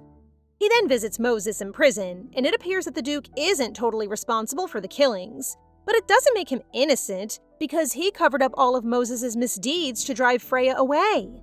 Moses confesses that his accomplice, whom we all know as Bertolt, is the one who made him account by executing all of his half-brothers. He also mentions that Eunice was present in the basement when he set up to frame Freya. Yes, his mistress isn't as innocent as she appears, prompting the Duke to leave quickly. During the Oswald Foundation Festival, Lamont says that everyone responsible for his sister's wrongful death must be punished, even if it means going to war with the Clements Empire. Carolina agrees, and the people of Oswald feel the same way because Marcian S. Dimitri ensured that she published truth-related articles. Eunice is going crazy right now because the Duke is ignoring her and her children are refusing to listen to her. Bertolt then appears, and Eunice agrees to cooperate with him, stating that her diary is a collection of prophecies given by the gods. Bertolt's death is part of the prophecy, but Eunice claims he can avoid it if Ragnar takes his fate for him. She claims that she knows Ragnar's weakness, but in exchange he must eliminate Daphne, which he is fine with. Eunice discloses that dragons get weak during their awakening, and he may simply force Ragnar's awakening by slaying a dragon and using its energy on Ragnar. Oh, do you know why Bertolt is murdering people? He believes that this will turn him into a true dragon, which makes her chuckle internally because a half-dragon can't ever become a true dragon. Today, Duke Hronis is causing a ruckus outside, so Daphne lets him in. The Duke apologizes and admits that he had no idea Freya was carrying his child, prompting Daphne to remind him that she came to him after her mother died, but was treated like trash instead. The Duke expresses that he regretted that day, but when Daphne asks if he knows where her mother was buried, he falls silent. This just shows how little her mother means to him, so goodbye, cheater! This enrages the dude, so Daphne reminds him that her and Maria's birthdays are only a few months apart, showing his filthy behavior. Simon tells Daphne that the stamp pattern is under his father's desk in what appears to be a hidden compartment, so they decide to sneak in during the busy day of the Emperor's birthday. Today, Ragnar and Daphne go to Joseph's lair, only to be shocked to find him dead.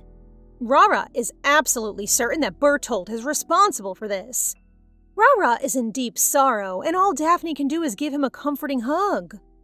During the Emperor's birthday banquet, Rara is frightened to find Bertolt behind the Emperor and rushes to catch him. Daphne and Fleur go outside to look for Rara and Bertolt, but instead they see Duchess Eunice telling Maria to stop being friends with Daphne because it is destiny. Daphne chooses to interrupt them, informing Eunice that this is their reality, and everyone around them are actual people, not fiction she created. When Eunice sees her daughter crying, reality dawns on her, which bores Bertolt, prompting him to grab Daphne and fly away.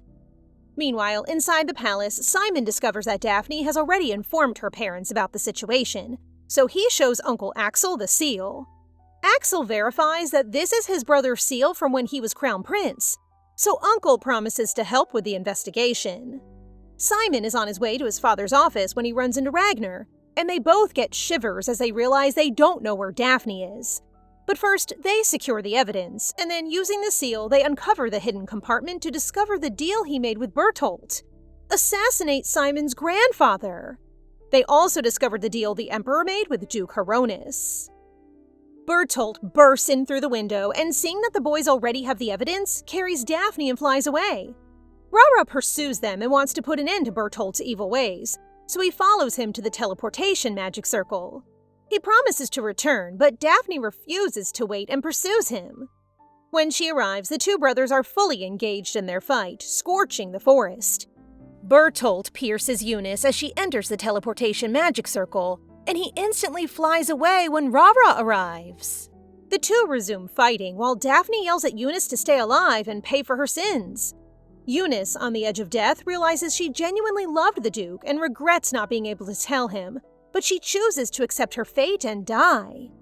Maria and Castor are appalled by what happened, while the Duke cries and urges Daphne to forgive Eunice because she has paid for her misdeeds. The audacity of this man! Daphne ruthlessly reminds the Duke that if he hadn't cheated, none of this would have happened.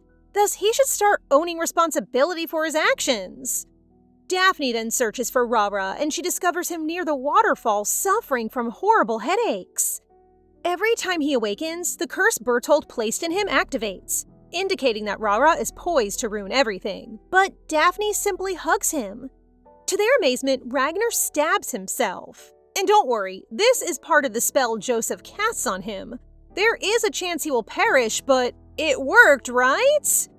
To ensure that he doesn't harm Daphne, Ragnar moves towards the river, making Bertolt chuckle and prompting Daphne to fire her gun at him. And just at the right time, Bertolt begins to melt, causing Daphne to tell his little brain that slaying people will only result in God's wrath. She pulls the trigger again, and he drops dead in an instant. Without a second thought, she sprints to grab Ragnar, but the water drags them both away. They are safe thanks to a gleaming light, and she suspects that the companion bond has formed because all of Ragnar's wounds have healed. Her family found and saved them. Simon arrested the Emperor, and the Duke was stripped of his title and decided to spend his life in the prison tower. Maria and Castor also chose to give up their title and offer their fortune to the slums, since they want to travel the world. The bad faced consequences. The leads found happiness together. Simon is now leading an empire, and the Hronis siblings have gained their freedom. They all got what they deserved. Everything goes back to normal. And to wrap up this series, our adorable couple shares a sweet kiss. Daphne knows there will be challenges ahead, but she's not afraid anymore, as long as she has Ragnar.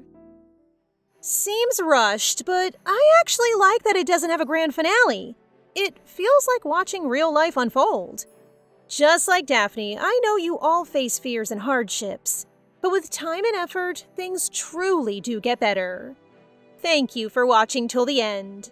See you in the next story!